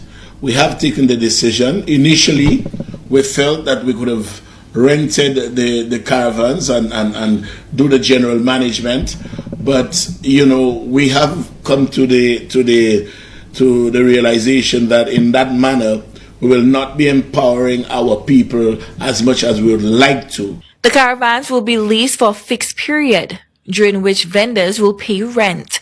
Once all contractual terms and payments are fulfilled, full ownership will be transferred to them for just $1, providing St. Lucians not just a place to sell, but a tangible asset for the future. We will do rent to own, where we list to you for a certain period, after which we transfer to you for $1. So that will be the arrangement, and St. Lucians who will pay rent for those caravans will pay rent for a period of time, after which, as long as all payments are completed, all payments are made on time, and other contractual obligations are discharged with perfection, you will get title to your caravan absolutely free once you have paid your rent for a defined period of time. The broader goal is to modernize the urban economy while keeping local vendors at the center of growth and development. Chloe Dantes, NBC Prime. Folks, is that a government that's against vendors? Is that a government that is against vendors? Given all what I've spoken about, given all what we have built to facilitate vendors, look what we are doing now, so that down the road, a vendor can have their own caravan debt-free. And we are hoping to have a press conference on Tuesday next week, hopefully in the gardens. And we will be selecting who those can. We have a long list already. Everybody can't get one. But we have 22. So it's an initial exercise. If we realize it's going well, we will import more. The good thing is we get the caravans duty-free and pass on all of that to our people of this country. What more do I have to do for vendors? What more do I have to do to be convinced that I am one that believes in people's empowerment, or my government, or Doasu Philip JPA? What more do we have to do? So, taking a tray and going in the middle of anywhere to sell is not the answer. It is not the answer. It cannot be voice for voiceless. We need law, we need order. That's what we need. I'm not against anybody making $1, and some of them that want to put trays anywhere already have other places. But if you tell me after all of that, this is a government that has the slightest inclination against our people, I don't know what else to do. I don't know what else to do. All I'm asking, let's do it right. Let's do it proper. Look how I had to clean up around the print tree, folks. We could not even walk on the sidewalk by the print tree. Today, there are nice flowers. You can walk peacefully in that area. People had to be walking on the road. Let's face it, folks. Let us face it. And we depend on tourism. The aesthetics of our city must be preserved. And I don't care what they say about me. I can lose elections if I have to. But I will go down with one who believes that the city must look like a clean city. Come on. Come on. I remember some time ago passing the New Village, and a guy being up do the plywood something there right on the show say there. I sent the city to mash it up. I asked him to come to me. If you come to me, I will build something for you that's aesthetically pleasing. But don't just take all galvanized and put by the road, or just take your thing and put it up anywhere, and we must know. I've told you all, don't. I will mash them up. The city is on a different trajectory now. Let's maintain it. Please. What do you think of the caravans, Albert? Yeah, I think it's a good initiative. There are some people who have approached me already, seeing if I can, if they can find a way to you through me. I think it's going to be really good. Keep that neat and so on. Position them properly within the city and wherever else. No, we are permitting persons because the terms and conditions include they need to take insurance on the caravan. Okay. So they take insurance. The insurance is on our name and theirs. Mm-hmm. And they are permitted to go where they want. And at the end of the thing, and I could tell you the rent will not be prohibitive, no? Prohibitive. Mm-hmm. And the period is not that long. Mm-hmm. So let us say we're looking at roughly 3.5 years. And then you own. And you own the stuff. Okay. Let me tell you, you know how much empowerment that is, Albert? Mm-hmm. You know how much empowerment that is? you can actually take that and make a business out of it. Of course. Even those caravans, you can do mobile music. There's so much you can do. Have your thing carried out. You have a mobile hi-fi set up anywhere. So it's creativity. And now the government has a fund there for creative arts. I mean, there's so much that can be done. But don't tell me I'm against vendors. I will never be against anybody who wants to make $1. But it does not mean that because you want to make $1, you have to forget pedestrians. You have to forget traffic fellas. You have to forget the store owner and just sell anywhere you want. Cannot happen. That cannot be right. And it will not happen under my watch. We had 2 disasters by the Printry, for one, right? And your good friend, remember she made a video about that. Joycelyn. There was Joycelyn. There's also Minerva. Oh, yeah. Yeah. She said that Castries has been ghettoized. Yes. And then when I clean it up, I'm against vendors. No, when you clean it up, then ring the bell and say, that way you TC Munda, you pack it Munda $5. I don't know. So you really but don't know. But the other side, on Miku Street, near the Paris Center. Look. Miguel Favre asking me if I hear, as you mentioned the person's name there. Miguel Favre. Miguel, you're too troublesome. I want you already. Yeah, what's the situation? Because I haven't been around the Paris Center. Who? Miguel, you want the caravan? What you doing with it? If I give Miguel a caravan, I know where you're going with it. Olio. You want the caravan to be Olio, Miguel? Yes. So, folks, this is not a government. Philip Joseph Pierre is a man who has a conscience. You see the interest of the ordinary and black St. Lucian? It occupies the highest echelons of his heart. It does not mean he takes a hands-off approach to anybody. He's a facilitator. He helps everybody. But the more unfortunate ones, he wants to ensure that we do something to elevate them. And that is why we're bringing about programs like this. Rent to own, youth economy, MSME, 1 laptop per child, 1 graduate per household. And we're coming to you now, Shasti. Shasti says, he gave us 7 reasons. Could you put up the 7 reasons quickly or whatever we have there? To stay yeah, okay. Yeah, we'll remove 2.5% levy. Next. Just show the next. When I come to them, we'll talk about them individually. Reduce gas prices within 30 days. That should remind you of something. That gas thing again. Let's go again. Free tertiary education at Arthur. He said, let's go again. Let's go.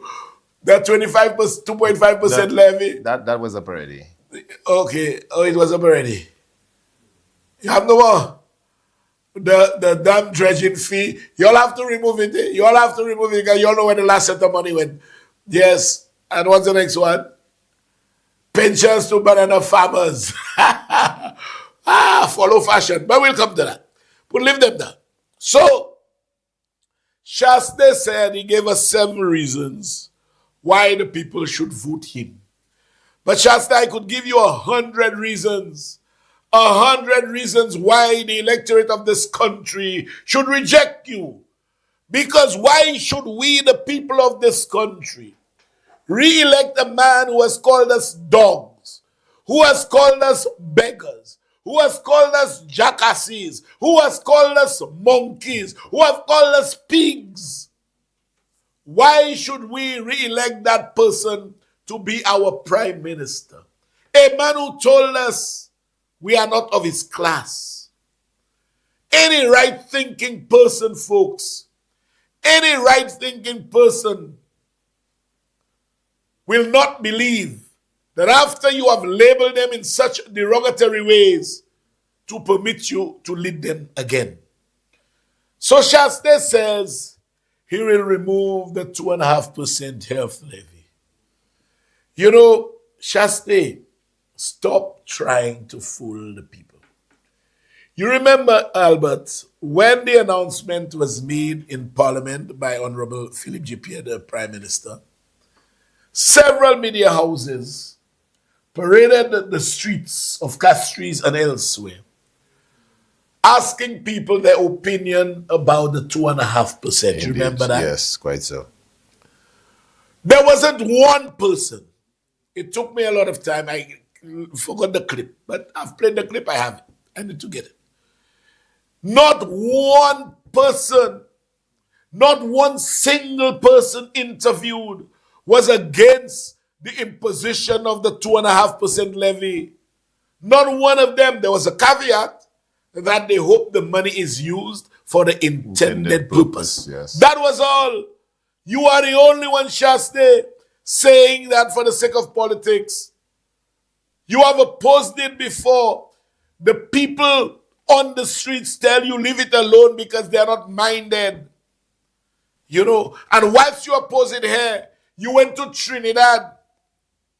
The very thing that you oppose there, you went to Trinidad and told Kamala that she should introduce it.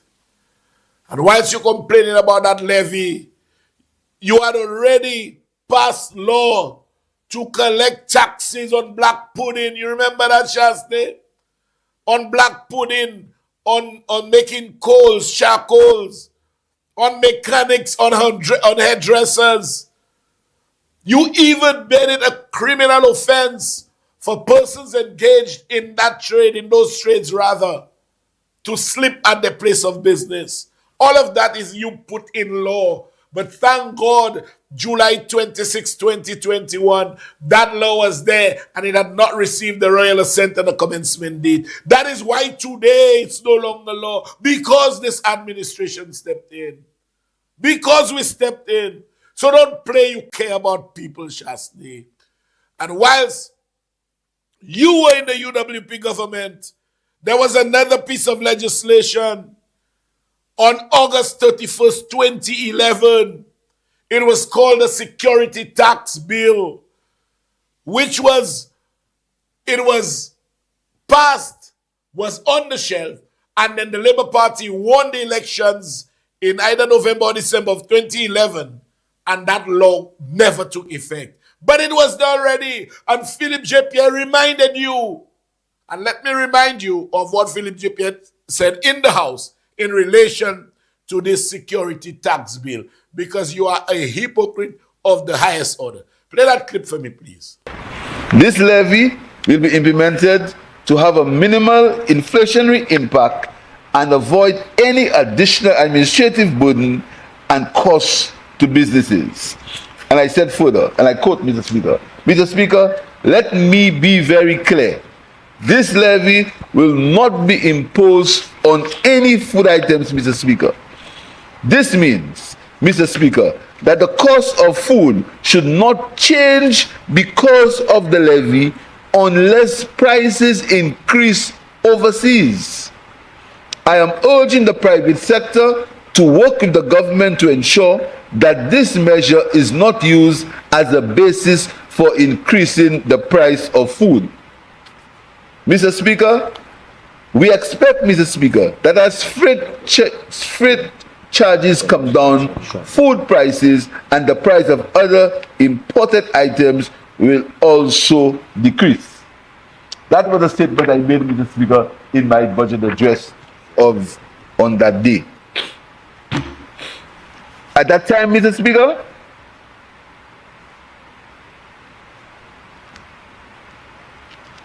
I explained, as I explained it, we went into conversation and discussion with the Customs Department, with the Ministry of Commerce, spoke to the business people in the country, because we were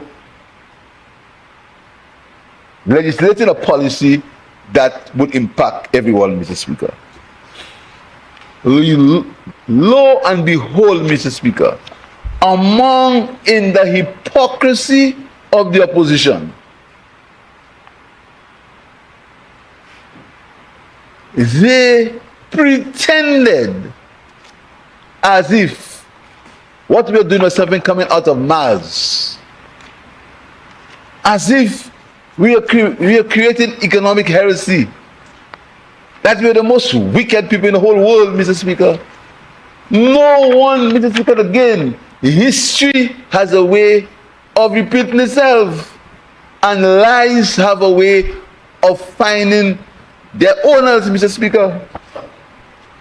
Little did we know that on the 41st August 2011, Mr. Speaker, the United Workers' Party had passed a security tax bill. The same United Workers' Party, the same leader of the opposition in the same party had passed a similar bill in October 2011, which this Labour Party removed when we implemented VAT. So, Mr. Speaker, you know, and for the record, Mr. Speaker, before they say I lie, it's right there. Security Tax Act, Mr. Speaker, and the member for Castries North, he was there, and he justified it at the time for good reason. No, he justified it for good reason, Mr. Speaker. And when he gets to speak, he'll say why he justified it and why he justified the one we're doing now.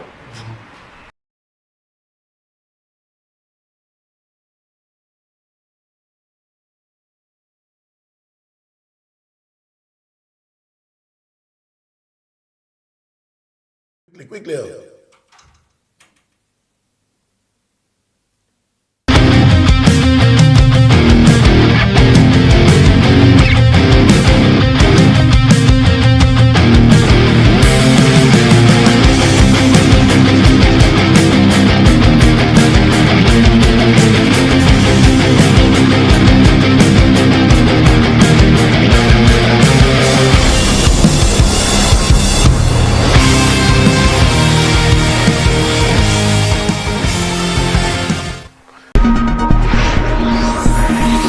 You're watching MBC.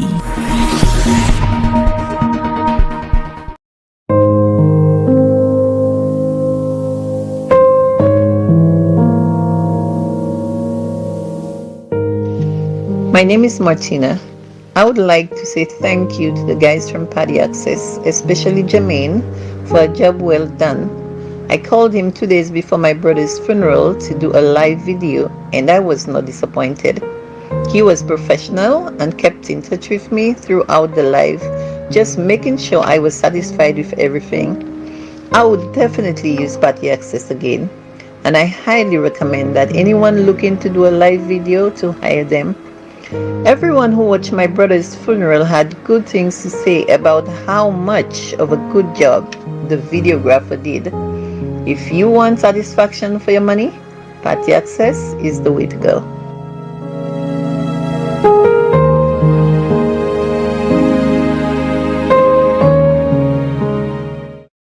McDowell's Supplements, an effective way to ensure you and your loved ones are getting the daily recommended intake of essential vitamins, minerals, and other important nutrients necessary for optimal health. Naturally, we carry an array of health and wellness supplements. McDowell's Immune Booster enhances your body's defense to fight colds and flu, boosts your immune system, prevents viruses and other airborne diseases. McDowell's Colon Cleanser prevents constipation, helps in removing toxins from the colon, detoxifies the body, and regulates your bowel movements. McDowell's Prostate Health prevent the enlargement of the prostate, improve urinary negation and reduce frequent urination, especially at night. Moringa oleifera capsules are rich in minerals like calcium, potassium, zinc, magnesium, iron, and copper. Vitamins like beta-carotene of vitamin A, vitamin B such as folic acid, pyridoxine, and nicotinic acid, vitamin C, D, and E. McDowell's Potassium Complex, used for treating and preventing low potassium levels, high blood pressure, preventing stroke, and aid in weight loss. McDowell's Triple Magnesium relaxes the muscles, relieves cramps and helps to control high blood pressure, improves sleep, and can calm the nerves. Magnesium is very important for the normal functioning of cells, nerves, muscles, bones, and the heart. McDowell's Ginger Turmeric helps to relieve pain, decrease nausea and enhance the immune function to help protect against illness and infection. Ginger turmeric has powerful anti-inflammatory properties and improves your circulation. Don't hold health back, let health strike back. McDowell's, the better way to start your health. Visit Health Service Center, John Compton Highway, call 453-6417. Let your wellness be our stress.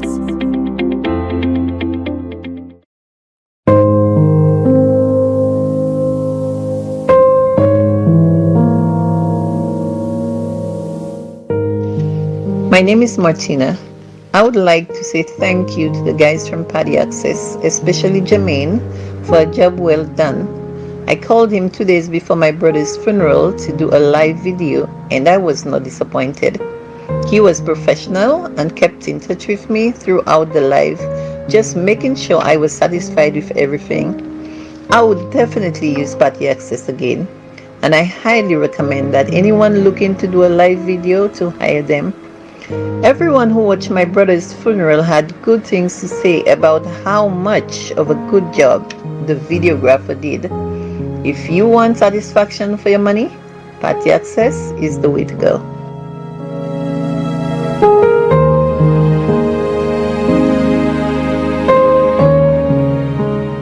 It is well known that diseases like diabetes, high blood pressure, and other illnesses may restrict blood flow, which can lead to impotence and erectile dysfunction.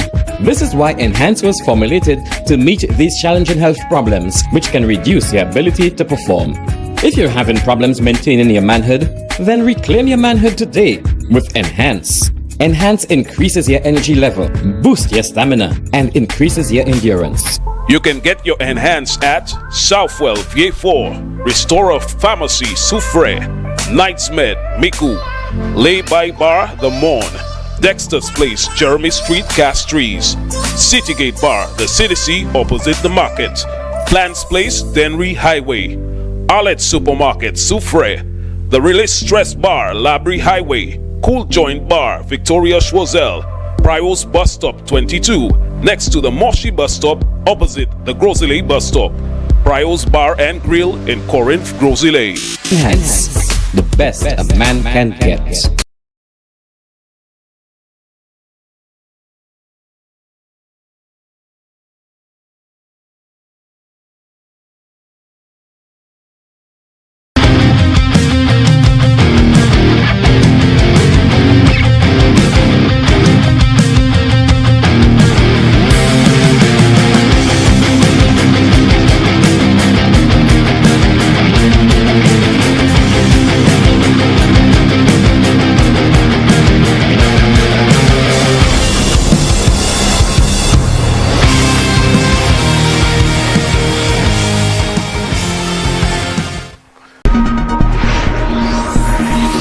You're watching MBC. McDowell's Supplements, an effective way to ensure you and your loved ones are getting the daily recommended intake of essential vitamins, minerals, and other important nutrients necessary for optimal health. Naturally, we carry an array of health and wellness supplements. McDowell's Immune Booster enhances your body's defense to fight colds and flu, boosts your immune system, prevents viruses and other airborne diseases. McDowell's Colon Cleanser prevents constipation, helps in removing toxins from the colon, detoxifies the body, and regulates your bowel movements. McDowell's Prostate Health prevent the enlargement of the prostate, improve urinary negation and reduce frequent urination, especially at night. Moringa oleifera capsules are rich in minerals like calcium, potassium, zinc, magnesium, iron, and copper, vitamins like beta-carotene, a vitamin A, vitamin B such as folic acid, pyridoxine, and nicotinic acid, vitamin C, D, and E. McDowell's Potassium Complex, used for treating and preventing low potassium levels, high blood pressure, preventing stroke, and aid in weight loss. McDowell's triple magnesium relaxes the muscles, relieves cramps and helps to control high blood pressure, improves sleep, and can calm the nerves. Magnesium is very important for the normal functioning of cells, nerves, muscles, bones, and the heart. McDowell's ginger turmeric helps to relieve pain, decrease nausea and enhance the immune function to help protect against illness and infection. Ginger turmeric has power. Don't hold health back, let health strike back. McDowell's, the better way to start your health. Visit Health Service Center, John Compton Highway.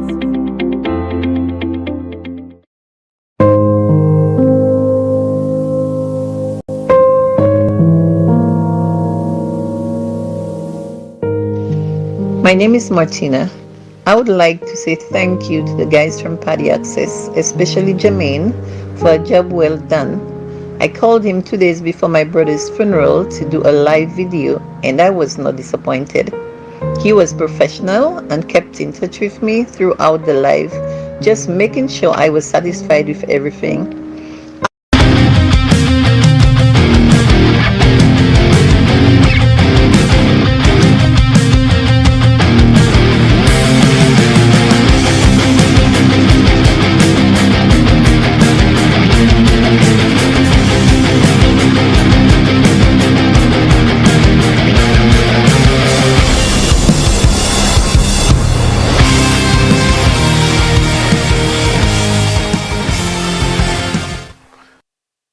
Sorry about a brief interruption, folks. It was due to technical difficulty. A camera actually froze on us as during the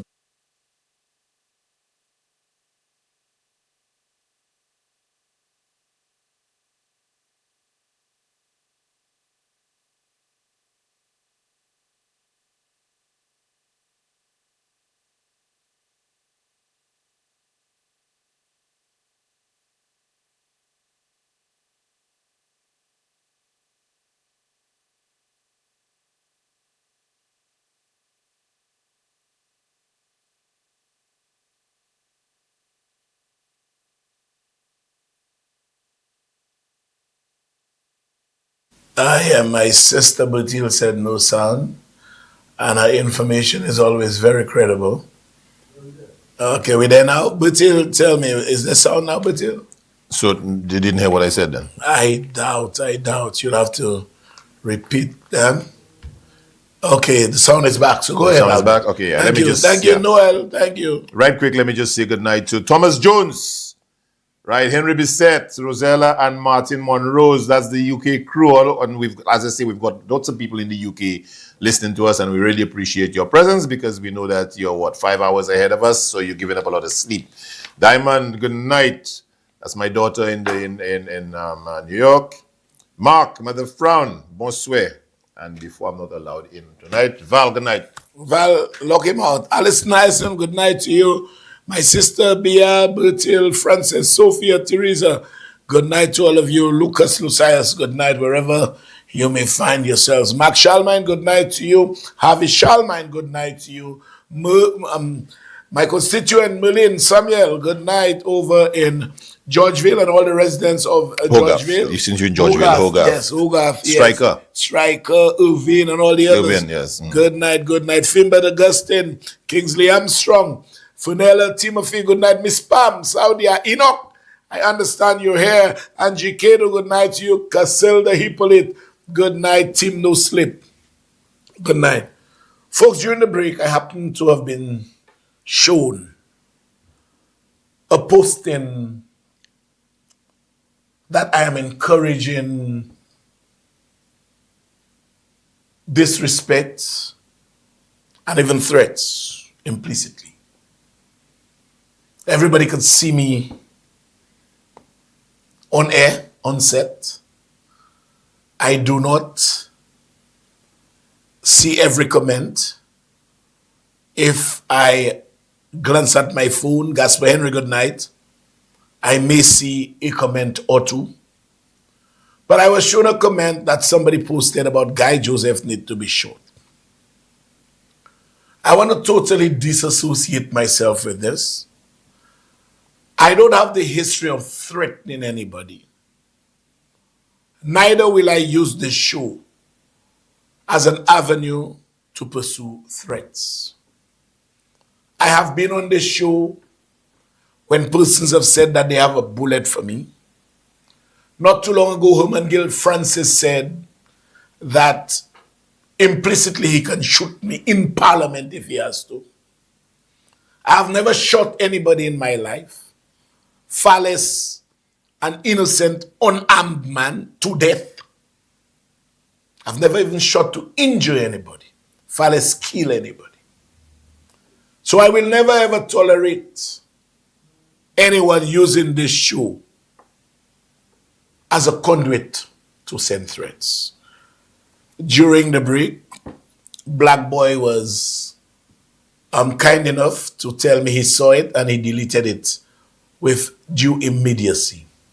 But here you have persons who know better saying that a minister of government is endorsing, while someone said, but I want to repeat, I have never ever shot anybody, far less killed anybody who's unarmed and innocent. I have no blood on my hands. And unless my life is threatened to the extent where lethal force has to be used, I will use it. But until this point in my life, I have never shot and have never killed anybody. Many of you cannot see the same, but you will see that I am supporting this. How do I control what 2,200 people type whilst I am on air? Ridiculous. But then again, the target is your humble servant, so I understand. Yes, Richard, I monitor the live a lot more than you do. Yes. And I miss quite a lot on the live. Exactly. Right? Fallace me. Yeah. Fallace me. But you know, Albert, you see, when people act so desperately, you see right through That's them. just an act of mischief. Mischief. Just an act of mischief. Mischief. I am encouraging this and that. Huh? And how do you do that? How do you encourage? Somebody posts this, yeah? This is not filtered. The person posts, it's not filtered, right? And I didn't even see it. It's then somebody brought it up, but Black Boy picked it up and he deleted it. He deleted it, yes. Right. You know? And right now, you're disassociating yourself under Can I Help You brand. With Yes. the threat. Yeah. And further to say, I've never shot anybody in my life, far less to kill anybody. I have no blood on my hands. Those that have blood on their hands, they know themselves. I will not take an innocent life of any unarmed person just so. But let it rest. Yeah. So I was showing the clip and Shasta talk about the 2.5%.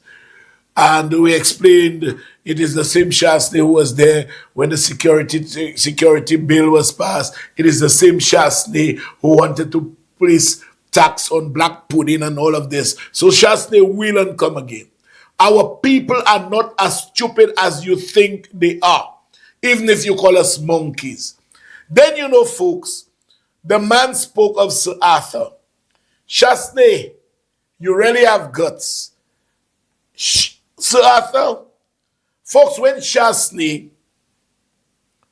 being not too bright as he is, was prime minister, Shasta showed basically a disinterest in education.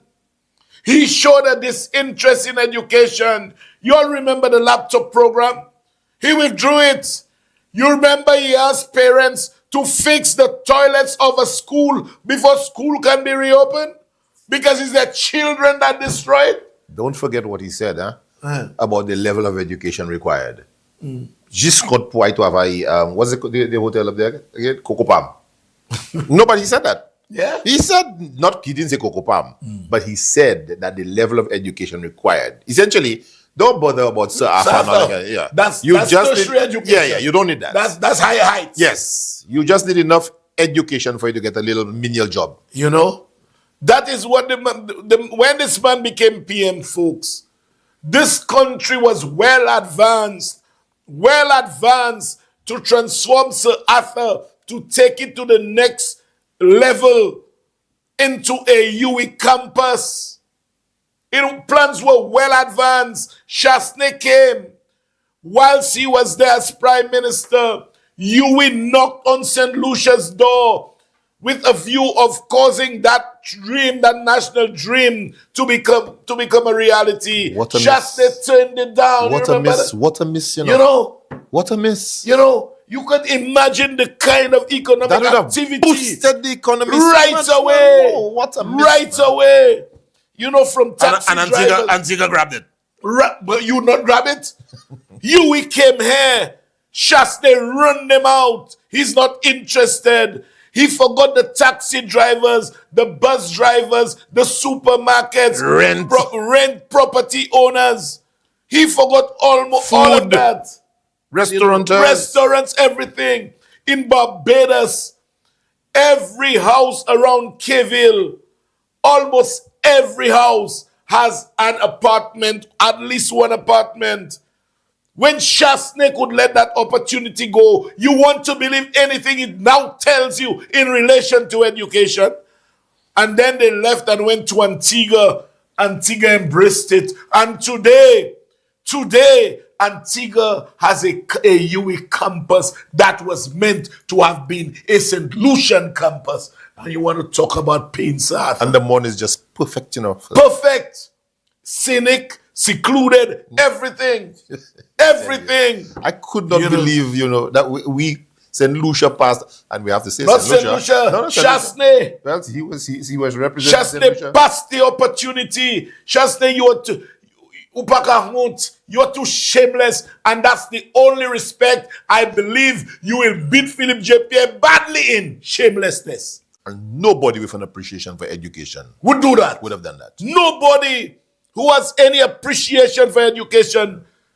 UE comes, knocks on our door and say, y'all are next in line. Open up. We are coming. We are coming to implant a campus on your country. And you're turning that away. For years now, we've been going to Barbados, going to Jamaica, going all over to Trinidad. And today we'll have it right here. We ain't have to go anywhere. We're not only we're not going anywhere, we'll be importing students. Students will be coming in. And that would assist our economy. You turn that down. There's something you see, right? Chasney, you have to pay for that, Of course.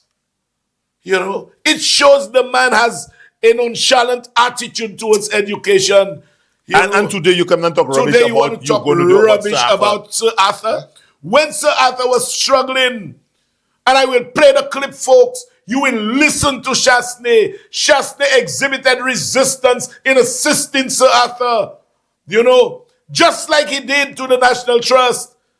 He told Sir Arthur they needed to have been self-sufficient. He stopped the subsidy that was being given from central government to National Trust, asking the National Trust to be self-sufficient. Tout moun sa self-sufficient. Metio Aking pas self-sufficient. DSS pas self-sufficient. Ojo Labs pas self-sufficient. Carbot pas self-sufficient. But our people have to be self-sufficient. You must pay for it. One big kick seals. Whole balls. Whole balls. You have to pay for it. You must pay for it, Chasney, because you are the one that prevented us from having a university campus in St. Lucia. Yes. You will pay for it. And today, you are talking about paying Sir Arthur. Folks, take a listen to this 7-minute clip. Let me remind this man. Let me remind him of the egregious deeds that he has put us through. This economy could have grown. Our students could have been more educated. And who knows, with a UE campus here, we could have had another 2 or 3 Derek Walcotts or Sir Arthur Lewis. Play this clip for me, please. And when the Labour Party tells you they want to make sure that one person in every family can get it, when is that going to happen? We have decided that education is too important for the advancement of the young people of this country, and we're going to give it to you. Now, we talking tuition free, right? And would you admit that Alan, or the leader of the opposition, seemed to have had an epiphany? Because it was the same leader of the opposition who asked persons to wean themselves off a government for Sir Arthur Lewis Community College, in that the dependency on government is too much. This is the same political leader now offering up every seeming dream of the average St. Lucian. The fourth thing that we're going to be doing under our SOS program is to give free tuition for all of the students going to Sir Arthur Lewis College. Wait, what? Mate of all people saying that? Issue is Sir Arthur. And I want the public to know my position. My position is we're spending $15 million a year on Sir Arthur. And it clearly is inadequate. And it's supposed to be running as a private entity. And what we've been trying to encourage Sir Arthur to do, one is to focus on maybe a couple of curriculums instead of trying to be everything to everybody. And maybe look for a partner. So whether you're going to associate yourself to a different program. But the only option that they're looking at now to solve their problem is to raise the price of tuition, which a lot of people are not going to be happy to hear. Prime Minister Alan Chasney affirms that the government of St. Lucia is not capable of providing more than the $15 million allocated to the Sir Arthur Lewis Community College. The nation's leader further claimed that the college, which was established under an Act of Parliament in 1985, should ideally be self-sufficient. This comes mere weeks after central government apparently rejected a bid from the college to increase tuition fees for the 2018-2019 academic year. Government is not in a position to give more than $15 million. And I would say to you that it's very generous on the part of the government of St. Lucia to continue to make that level of allocation when by now they should be self-sufficient. But the situation is so bad up there, they're not even paying rent. So you have other institutions in St. Lucia that are paying rent. They're not paying rent. They're not even earning enough monies to be able to maintain the existing buildings they have. But it's because of the process. And so this is what we're now trying to work with Sir Arthur Lewis College, to make sure that Sir Arthur is providing a very clear transition from graduating from secondary school and making it into the workforce, and providing as many services as we can in order to make our population more competitive than it's ever been before. Additionally, the Prime Minister indicated that there is a general misconception about the real cost of courses at the institution and raised questions about the previously proposed fee increase. Most people believe that the tuition at Sir Arthur Lewis is $1,500, right? It's not. It's $9,000.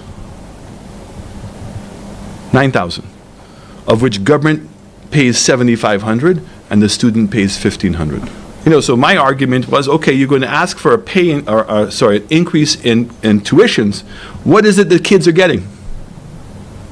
Are they getting a better education? Is there better programming?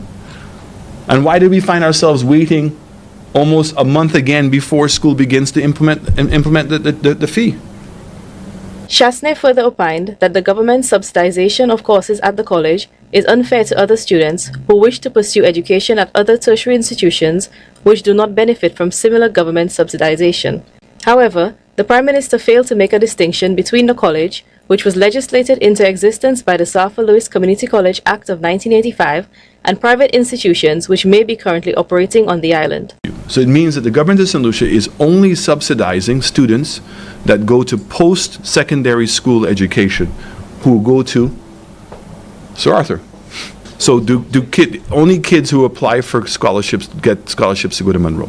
So let me ask you a question. What happens if the government changes its policy and says, you know what, anybody who wants to do a post-secondary school education, I'm willing to give them a scholarship of $3,000. And so 5,000 kids on the same $15 million allocation would be able to be resolved. Ministry's South Parliamentary Representative, Dr. Ernest Hilaire, is harsh in his criticism of the government's proposed changes to education. He says the plans are elitist and will seriously disadvantage St. Lucians hoping to gain the benefit of tertiary education. It's because of a belief that education is a fundamental right that must be provided to the children and youth of this country. The Prime Minister is throwing that on its head. He's saying, in his view, when government policy changes and anybody to do post-secondary education will get a scholarship of $3,000 a year, and Balfinipu. The fact is, right now, we're spending 18% of our budget, and in some cases even more, on education. There's certain programs you cannot borrow money to build. So everybody was complaining about the pace in which Sir John was building new schools. So for instance, let's take the St. Jude's Hospital. The government now has turned around and is borrowing $20 million from the Taiwanese. You had to get the schools, two secondary schools. Now they're 18 or 20. If you're planning for a year, they say plant rice. We would say plant bananas. If you're planning for 10 years, you plant trees. But if you're planning for a generation, you educate your people. Very glad that the children from Sir Arthur Lewis are here, because clearly this is exactly what we've been asking Sir Arthur Lewis board to be able to do for the last 2 years. When we look at the finances of Sir Arthur Lewis and the inability for Sir Arthur Lewis to actually maintain the buildings that they have. So for years we've been going on the premises to who's supposed to fund it. And my remarks about Sir Arthur, about the $15 million, is we must frame it differently so we think of it differently. The question becomes, if in fact the tuition is $1,500, then your expectation is substantially less. But if in fact the tuition is $9,000, the question becomes, are we delivering $9,000 of worth of programming to the kids? We must have a value for how important every single dollar that we have is. And so I end where I started. Governments do not subsidize our youth to give them education. Government invests in our youth when they give them education. I cannot accept anybody saying to young people, this is a favor we're giving you, we're subsidizing your education for you. You know, how can MID be anything like Sir John? How can MID be anything like Sir John? If you are investing if you want to plant for a year, you plant rice. You have 10 years, you plant trees. But you want to plant for generations, you give them education. Albert, what do you think of that one? I'm just wondering how it is that you made this man my prime minister. Me? Because from the time I won the leadership of Flabo, I feel that way. I will follow Met. Miseka di ba have koika point the curriculums. But help me there, Richard. Yes. There's a lot. He said that Sir Arthur should focus on a couple of curriculums. What's curriculums? Well, The plural of curriculum. Curricula, right? Yeah. Curricula. But there's only one curriculum. But what is he saying? What is he saying? When he says that, what is he saying? I don't know. What is he saying? The man's so stupid. The man don't know Sir Arthur is not a private entity. Sir Arthur came into existence through legislation. There's an act governing Sir Arthur's Chastain. You fool. Go read, my boy. Go read, educate yourself. And that is why you want to deny our people education, because you have none. The chamber where your brain is supposed to reside is empty.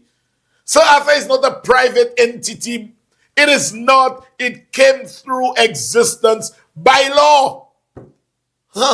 A prime minister. Richard, he said that Sir Arthur Lewis, they're not even paying rent. They're not paying rent. They're not even paying rent. Okay. They're not paying. Ojo Labs was paying rent. That's the question. Was Ojo Labs paying rent? Because the first thing he did was he went to refurbish the buildings down there in Vieux-Fort. 5 million. Right. Refurbish the buildings for them. Mm-hmm. Put them in there. Give them all sorts of concessions. Mm-hmm. Right. Including for a speedboat. Mm-hmm. What is a speedboat? What was the purpose of the speedboat? I don't know. You give them concessions on a speedboat. Eh? Yes. To merry-go-round. Well, and then pay salaries. Pay salaries, pay utilities. Pay everything for them. And all the monies were extrapolated. Yeah. Out of St. Lucia. Yes, sir. Right? Now, he goes further to say that we must place value on our dollar. On our dollar. And the man is saying that in relation to education. You know? Yes. But they tell you the only tool that black people have to get out of the colonial inclinations, to get out of poverty, is to equip them with education. And he But speaks this of man wants us placing to value on the dollar. on the dollar. When you are doing all this for Ojo Labs, that was placing value on our dollar. When you instructed the NIC to give a loan to Cabot to buy the land that they were in competition with Cabot for. The NIC was in competition. You have that, Richard? Yes. The NIC was in competition with Cabot. The NIC had already done the valuation. The valuation. The NIC had already paid. And he take that for the same valuation. money. Yes. Right? We all know who did the valuation. Yes, Skinny. Skinny did the valuation for the NIC. So the NIC was going after the land. And then you instructed them. Can you imagine that? Not to buy it, but lend give that money. Don't buy it. Don't buy it. But give that money to Cabot. Cabot for them to buy it. We need to know what your interest in Cabot is, you know. We need to know what your interest in Cabot. We need to know what his interest in Ojo Labs. We need to know who was the lawyer DSH. for Ojo Labs?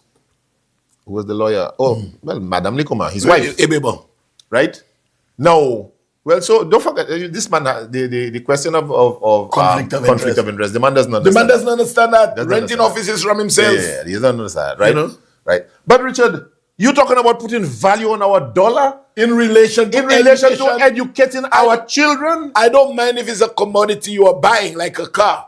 So you say that car worth $10,000. Yes. There is no value you can put on your head on educating our people. But hold on, Richard. 15 million, you know. 15 million. Yes. So Ernst & Young took 50. 50, not 52. About 52. Right? Pemandu, 13. DSH, oh well, I don't think we even calculate. Sandals, 24.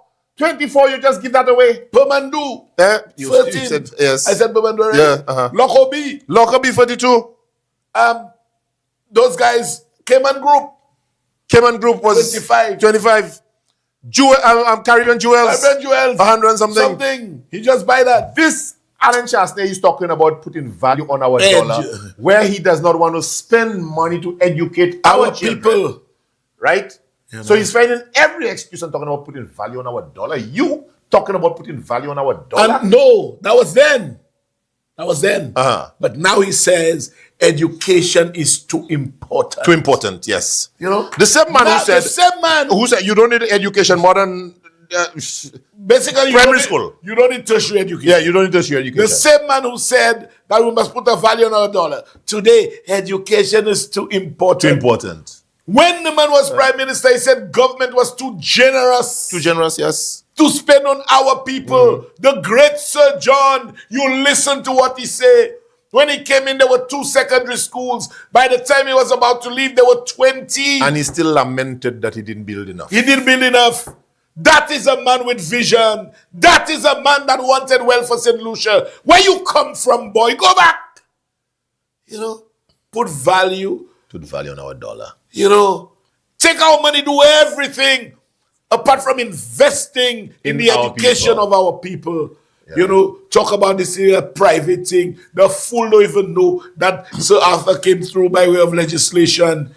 Only now, the man said government was too generous. You know what? And the man even said Sir Arthur should be self-sufficient. Yes, they should be self-sufficient. The education of our people should not be the responsibility that any government should shoulder. Every weekend they should have a cake sale. You know, food or whole balls. Yes, I mean whole balls. Yeah, whole balls. Yeah. You know what? Richard, I'm going to make myself the not so special prosecutor. Okay. Right? Because it is time that all this man's shenanigans we investigate. I'll make myself the not so special prosecutor. Okay, but before going into the next point, folks, we know it's getting late, but the show is on. Trust me. Let me say good night to Egbert Lucien. Egbert, good night. Frances Rob, good night to you. Disciple, you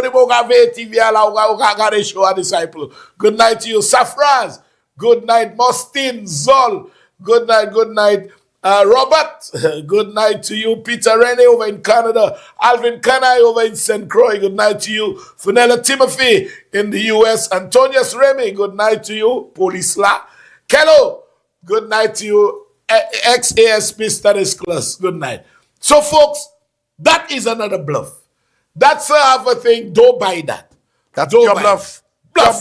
Bluff. Now, you know, he making... Again, he wants to make promises and then he wants to recycle that thing, Sir Arthur. So now he's recycling the insurance bluff. Remember that? Yes, yes, it did. He recycles and he comes again with the same insurance bluff. Play the insurance clip for me, please. You'll realize it's the same as he had made before the last elections. The problem with the United Workers' Party is they want you to forget the history. Before the end of this fiscal year. So tonight, I'm very proud to announce our 5 for 5 program. Our 5th promise to you is Medicare care for all and every solution. We're going to be introducing our healthcare insurance.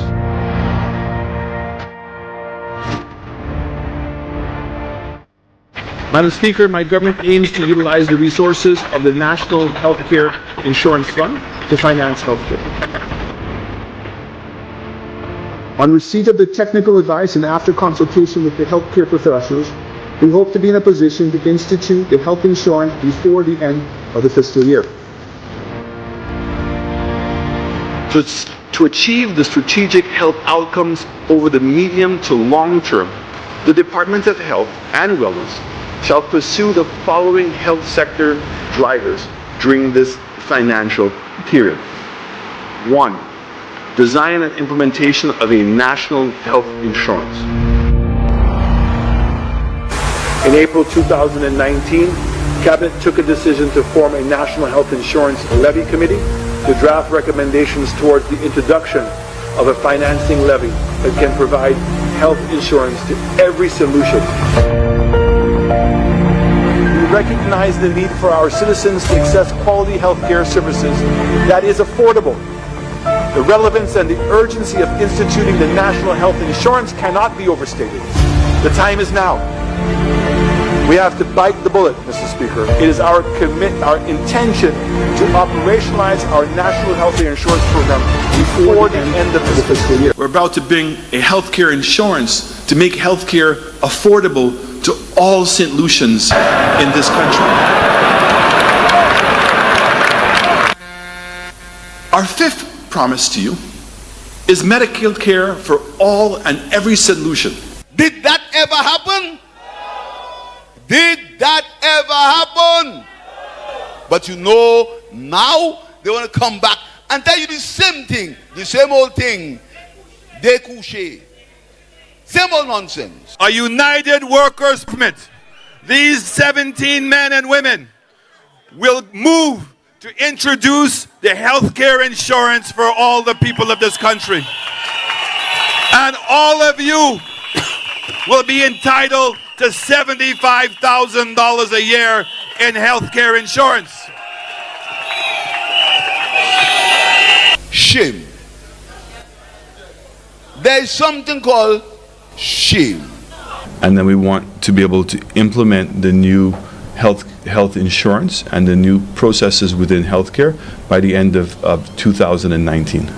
If you have a finger that needs to be amputated, it's going to be one price. There's no What is that? Stop insulting the intelligence of the people of this country.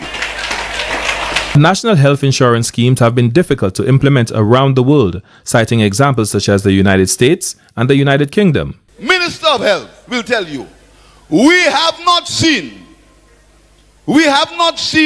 one piece of paper that says anything about health insurance in the cabinet. Not one piece of paper. I said I have no intentions of having any conversations with you. I just want to ask a quick question about the National Health Insurance White Paper that was supposed to come out last October. Can you tell me who is working on that, and do you know what the progress is so far? Any other questions? Because universal health care is progressing. So when you speak about universal health care, you have to put universal health care in the context of a strengthened health system. Otherwise, you cannot sustain it and you cannot do it. Now, I hear there's a big debate between the universal health care and the national health insurance. National health insurance is just a financing strategy. It's just a financing strategy. What Dr. King was discussing earlier is a strategy to keep our people well and to sustain that level of wellness in our country. And this is the difference. John is poor, the poor people are suffering. You're suffering. It's not right. It's not right, I'm telling you.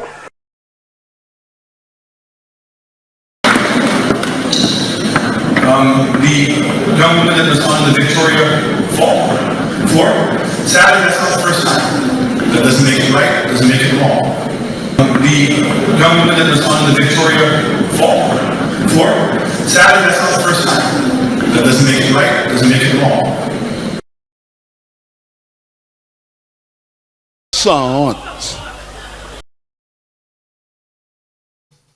Philip Sahot passé. No, Sahot is not. The man is heartless, Richard. Yes. Absolutely heartless. Look at these people on the Victoria Hospital floor. I rather suspect they've probably passed anyway. Yeah, they right? passed. But, passed. On the hospital floor, right? And you doesn't make it right. The man on the hospital floor doesn't make Total it right. apathy, man. He doesn't care. He does not care, right? Whereas you should be saying something like, we had this terrible situation which where we're this addressing, and we must address this. We will address no it. recurrence It must not recur. You know, and my heart goes out to the family. Oh, it doesn't make it right. Doesn't make it wrong. Monsieur Melek, no, that man cares about us. The man don't care about our health. He don't care about education, and he'll tell you all everything you'll want to hear. Not so Pinky Didier. Pinky Didier asked me not to mention Shah Stadium because every time you hear Shah, the TV trembling. So he been telling me. I mean, honestly, Shasta embodies and embraces every characteristic that a heartless character contains. You cared about education, and look at the state you permitted Sir Arthur to run into. We were graced, we were lucky to have had the opportunity to install a university campus right here. You run them away, and today you want to pay Sir Arthur. Today you are importance of education. Today, and today healthcare. Let me show you what this government has done infrastructurally in relation to healthcare. Put this up for me quickly, please. Good. Upgraded and renamed Victoria Respiratory Hospital to the Sir Winston's Paris Medical Complex. Reopened the Larry Shoes Wellness Center in Denry North. A center, hold on there. Mate, that thing was on the cards for 5 years. For 5 years, Mate kept that there. He never did anything, and it took the Labour Party government to come back under the stewardship of Sean Edward and rebuild it. Anybody in the valley that vote for Shasney, you're in power. But you're against yourself. Shasney came into government, Richard, and found that because it burned during the term of the Labour Party. Former government, yes. Shasney came into office and found the this plans thing funded the plans and everything. Yes, fully funded. Everything was there. Yes. No. Mapaka by Zotli because Zot by Sean. Zot by Sean, Mapaka by Zotli. Yes. Right? That man is heartless. Heartless, man. Heartless. But thank God, under the St. Lucia Labour Party, it has been reopened because Sean was insistent, and I cannot see why Bradley will ask anybody to vote for him and to put you back as Prime Minister. Bon, c'est Jean Gadet là. Yes. Zoni en bas, ils ont vote by Flambeau. Bon, c'est pour autres comprendre, c'est Jean Gadet là. Comprendre ça. Zot savent que Sean viwe ouvert health center comment? Direct en gap zot là. C'est là y est. OK? So après ça, ils ont pas ni besoin pour aller juste où ils font. Et puis les autres, ils font pour vivre où ils font pour zot aller là 3000 moun devant zot. OK? Health center là même pour zot, c'est Jean Olian ça descend là même. C'est Jean dernier via ça monter, c'est Jean là oui sous ça. Mi health center Sean dit il a ouvert et puis you veille by zot. Yes man. Why you all should vote for Shasney again? My goodness me. Save ladies of the health center. That's correct. Anyways. Then upgraded and renamed the Lilia Harrison Wellness Center in Miku South. New Just Fessa, although he was the person in charge of Miku South, I just built a community center in Diga, although he was the representative. Yes, and I just did there. He just stayed there disrepair. because men don't care about local people. Men friends are the ones he told you that his class didn't support him. Reopen the Viewfort Wellness Center. Scroll up again. There's more. Yes, scroll up, scroll up. Good. Open the Dr. Betty Wells Urban Polyclinic. Current expansion of the Dr. Martin Didier Polyclinic. Current rehabilitation of the Foaso and Babuno Wellness Center. Reopen the Delsa Wellness Center in Swazel. Those are all infrastructural health projects that this government, under the leadership of Philip Joseph Pierre, started and executed. You don't care about our people, Shasne. You don't care about our people. So don't pretend you do. Don't pretend you do. And then now you could take that down. He coming for another one, the gas bluff. That gas. The gas bluff, you could take that down. The I gas think bluff. that one just has gas. You know? Yeah. Someone Every time a gas. You remember the 680 Orange March? Orange March. When they had the thing, niggas. Niggas in charge of employment. You know, the man, someone is supposed to ask Shasti, who put the surcharge on fuel? And where's the lockbox the money is in? The money is supposed to be in a lockbox. So much so I have a clip, no, a letter. Sorry, I have a letter. It's in my evidence file that Spider wrote to you asking you to use out of that fuel surcharge money to fix his Grosile roads. I have the letter up to now. You know, you had the Orange March. You claimed that there was a 650 on fuel, 680 on fuel. You remember you said you'd remove it. You remember that, Chasney? After winning the elections in 2016, you all had the rally in Mikud. You said that there's a document waiting on your desk. Once you sign it, the price of gas is going up everywhere, but in St. Lucia it will come down. But guess what? Gas was then $10.71. And a couple days after, gas went up to $11.11. Shasne, you come in with that bluff again? Take a listen to this, folks. And the first order of business that I had to sign on my desk, imagine that. Gas prices are going up in the world. Gas prices have been going up in St. Lucia. And I can see when I sign is that the gas price will now be coming back down for you, the people of this country. The second thing that we will do within the first 20 days is that we will reduce the gas prices so that the people of St. Lucia can breathe once again.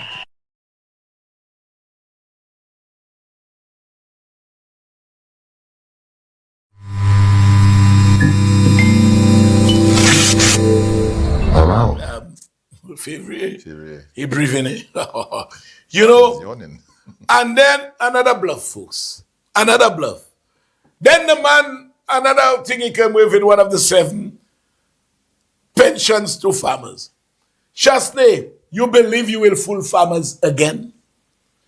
Days before the 2016 elections, you posted on social media that you had just returned from Matnik, from a meeting, and that as soon as you become prime minister, St. Lucia would be sending bananas to Matnik and France. You said so. And didn't he up the price? No, and you actually gave the price at which the bananas will be sold. And you excited the farmers. Yeah, banana farmers will be rich again. If there is one thing, it will be green gold again. Yes. If the resurgence of green gold. Yeah. If there was one thing you were successful in doing, is fooling the farmers and creating a certain level of confidence that they would be making money again. And what happened? You fool the farmers. What happened? For harvest. What happened for harvest? Nothing up to now. Nothing. They have bananas all over the place. But before you harvest them, you had to plant them. Yes. So based on what Shasta said, they went to plant. Everybody, especially in the valley, I remember being in the valley with Sean one time, and Sean was showing me one of his constituents, bananas the man just had to cut and just put down, down, because he had become successful in fooling the farmers. And up to now, having spent the most time in a single term as prime minister in this country, over 5 years, not one box of bananas have gotten to France. But you know what? Stephenson King reminded us of what you did to fool the farmers. Let's play Stephenson King's clip, please. Pastors, the day after the election in 2016, Mr. Speaker, 2 days after election, a man who never planted a pigeon pea. You know pigeon peas, that's one of the fastest growing. I don't know if you know that. Yes. Minister for Poagol, of course. Yeah. One of the fastest growing. You just put it in and it grows. Yeah. As a little boy, 7, 8, 9 years of age, I planted those things around and got my peas. A man who never planted one pigeon pea in the ground wakes up the following morning and he has FAR 15. An imposter, Mr. Speaker. An imposter, that's what you call them. We as politicians must be sincere, Mr. Speaker. We must be sincere. We must be honest. FAR 15. Driving around like some clown. As a farmer, you haven't planted a pea, not one. You never put on a Wellington boots on. You don't know what it is. You have never handled a cutlass, Mr. Speaker. Never, or fork, or pickaxe, or hoe. FAR 15. But Mr. Speaker, FAR 15 is an indication of the mentality of those who feel that they are better than us and they can represent the people of this country. It's deceitful. Let me deceive them. Let me show them what I believe. Imposters. The day after the election in 2016, Mr. Speaker, 2 days after election, a man who never planted a pigeon pea. Yeah. You know pigeon peas, that's one of the fastest growing. I don't know if you know that. Yes. Minister for Poagol, of course. Yeah. One of the fastest growing. You just put it in and it grows. Yeah. As a little boy, 7, 8, 9 years of age, I planted those things around and got my peas. A man who never planted one pigeon pea in the ground wakes up the following morning and he has FAR 15. An imposter, Mr. Speaker. An imposter, that's what you call them. We as politicians must be sincere, Mr. Speaker. We must be sincere. We must be honest. FAR 15. Driving around like some clown. As a farmer, you haven't planted a pea, not one. You never put on a Wellington boots on. You don't know what it is. You have never handled a cutlass, Mr. Speaker. Never, or fork, or pickaxe, or hoe. FAR 15.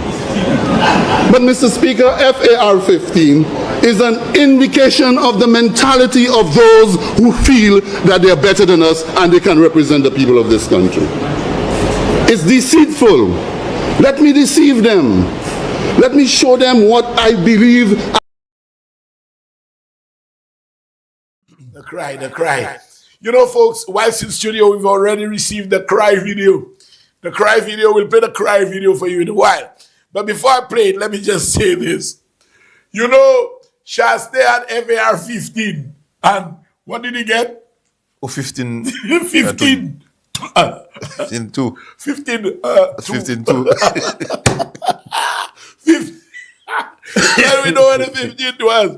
But Richard, on a serious note, yes, right? I know your father used to plant bananas and all of that. Yes. Both your father and mother used to plant Yes. bananas. So I take it that as a boy, you used to go on the farm with them. Because I have pictures where I was a police officer, and when my mother on banana days, I have to request that day off to go and carry bananas for my mother. All right. But having said that, you also planted a little something, But Gassa, let me tell you, I had my own garden. I used to plant dashing. I used to plant corn, and just to make an extra $1. Now, So you used to handle cutlass? How you mean if I used to handle You had Wellington boots. But Fridges, when we go under the bananas, you need a cutlass as an instrument to dig a big toilet. That's your tool. That's your tool. Right. You know? So, I have been in this thing. And you used to wear Wellington boots? Of course. Okay. I used to. Now, we never planted bananas. When I say not on a commercial scale, you know, we little planted just. But I had my cutlass, I had my Wellington boots. I used to be under there, plant a little dash and plant this, plant that, plant that. You know, I so did all you could actually show Shasta how to do it? But yes. But having said that, I never had an FAR. You know, I never had an FAR. What's the criteria for that? As the Prime Minister planted a few dashing trees, he say he entitled to his FAR. No, but that shows, the senior minister captured it well. Well. Deceit. Yes, man. You want to deceive people. You're an imposter. You know, you want to deceive. Why do you want to do that? You want to show you identify with them. Yes, when you don't. At all. You do not. You know, you don't have that background. You know, I mean, you're a little Lord Fauntleroy, Silver Spoons. We know that. And that's okay. But don't come and try to play that you're Jean de Wiseau, you're a farmer from de Wiseau. Stop the nonsense, man. Stop the nonsense. You don't identify with the people. Aaron Shalman, good night, Aaron. Aaron Shalman, why didn't you come and drive the FAR for him? And Mahoney Oje, take that, look for that. Where's that FAR, by the way? Well, he dispowered. I don't know where that FAR 15 is. You know, and then the man will say, insurance for farmers. Excuse me. You want to fool them again? You wet figure for us. You come with that same bluff again. But let me just tell you this. Philip Joseph Pierre is far ahead of you because we have already secured insurance coverage for all banana and plantain farmers. We have already secured coverage for them, insurance coverage for them. And guess what? Before you go and promise it, insurance for fishermen is on the way. But I'll tell you this, Shasti. As long as I am alive, as long as the breath of life, your bluffs, nabawisa. Nabawit, it's all bluff. It's all bluff. Bluff. And you saw in the interest of farmers now. These are the same farmers who make charcoal, you know. Yeah. Right? And to subsidize. Yeah, and the truth is, Richard, when you really look at it, the charcoal thing there, that's not any big commercial thing, you know. But the man had already passed legislation. And you want to tax that. And that ain't no big commercial thing. Pudding, right? Tax baking blocks. And then you want to come. Show the crying video, folks. You know, but Chris, I want that in a clip. I want where you WhatsApp me and I'll ask it to you overtly. I don't really care because I showed the fact that this afternoon you told me you are almost certain Shasta will cry tonight. You WhatsApp it to me. Then he cried.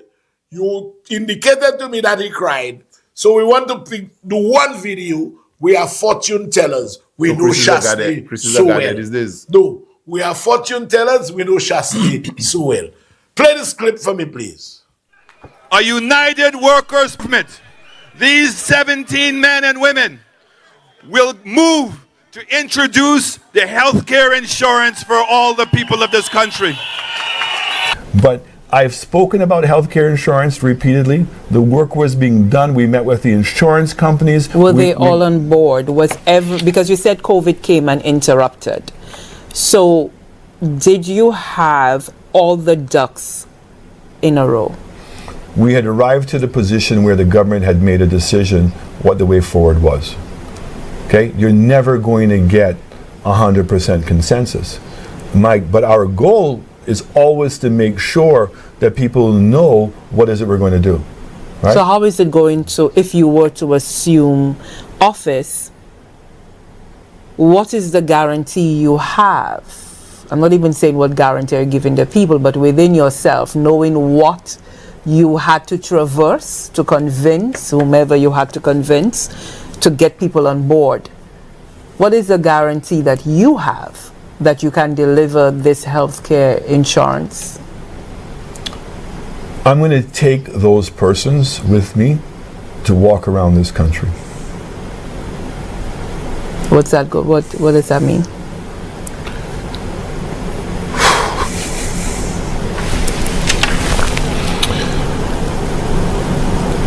The number of people that have been inflicted by strokes or amputated, and the conditions which they're living under, is inhumane.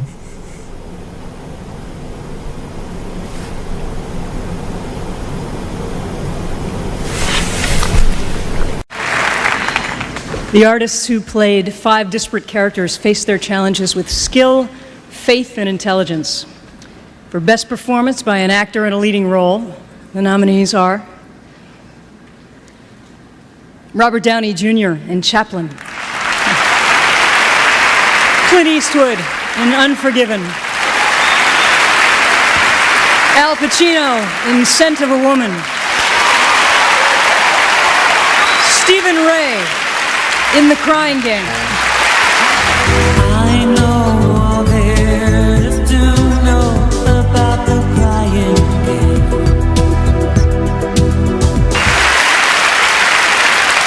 And the Oscar goes to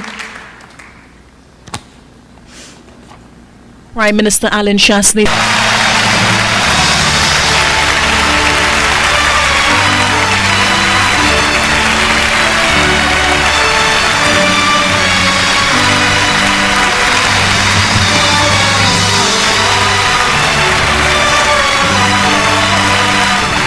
Any human being would sympathize. I remember that day so well. Immediately meeting with another gentleman, Mr. Osbert Dover, and we got together and put together a bio of Mr. Stewart. It makes me proud to say I am from the Caribbean. So Prime Minister, for me personally, it's emotional. Bringing fruits, cake, other than the Lord, who is the most important. I want to thank Mary.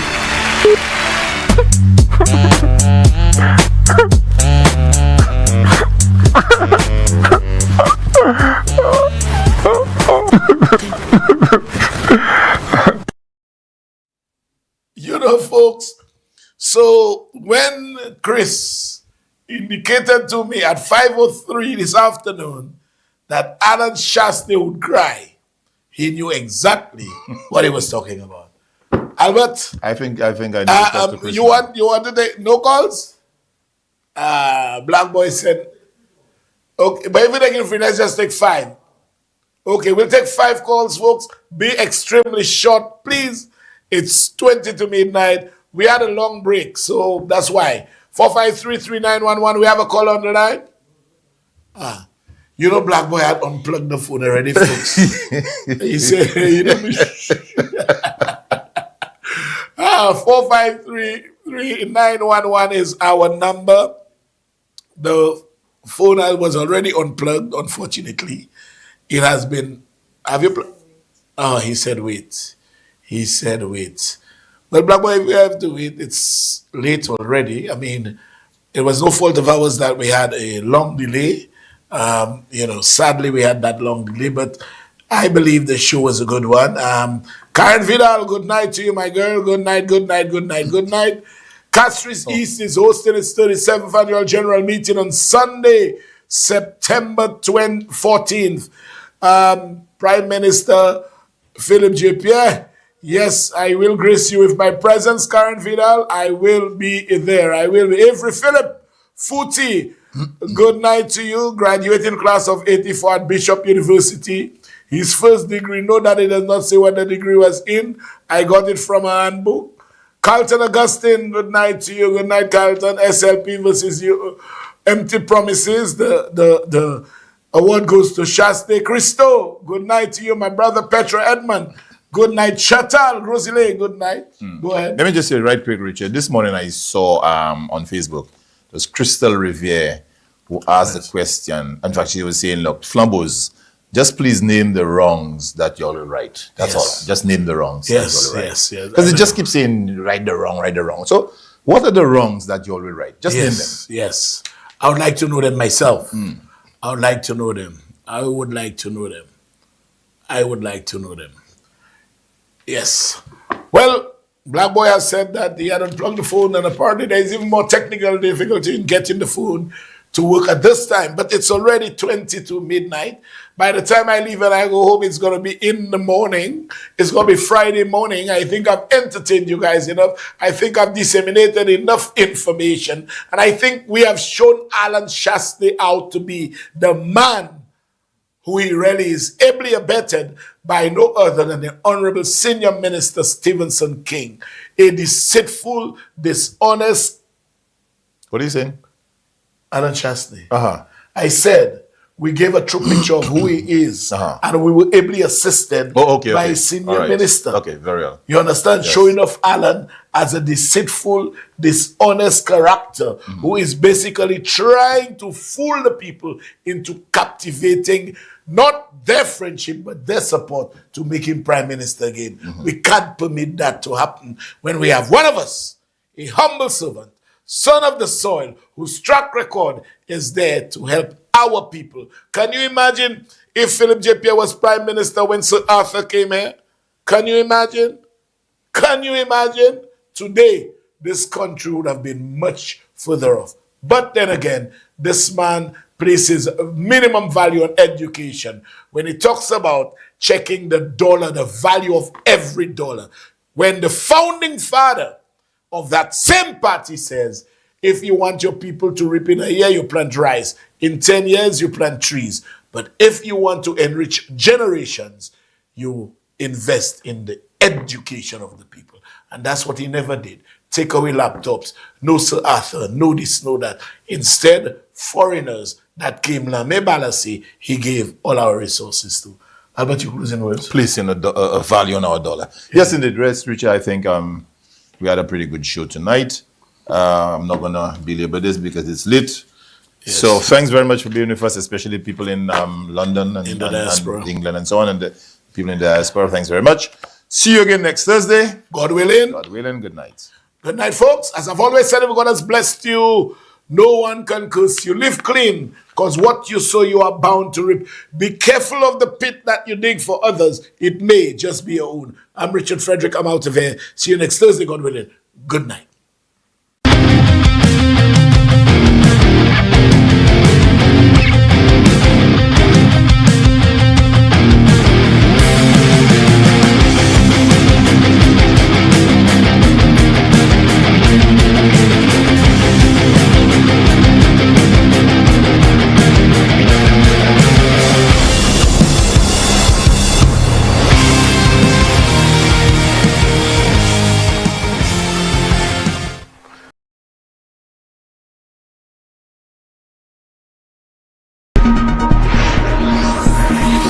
You're watching MBC. McDowell's Supplements, an effective way to ensure you and your loved ones are getting the daily recommended intake of essential vitamins, minerals, and other important nutrients necessary for optimal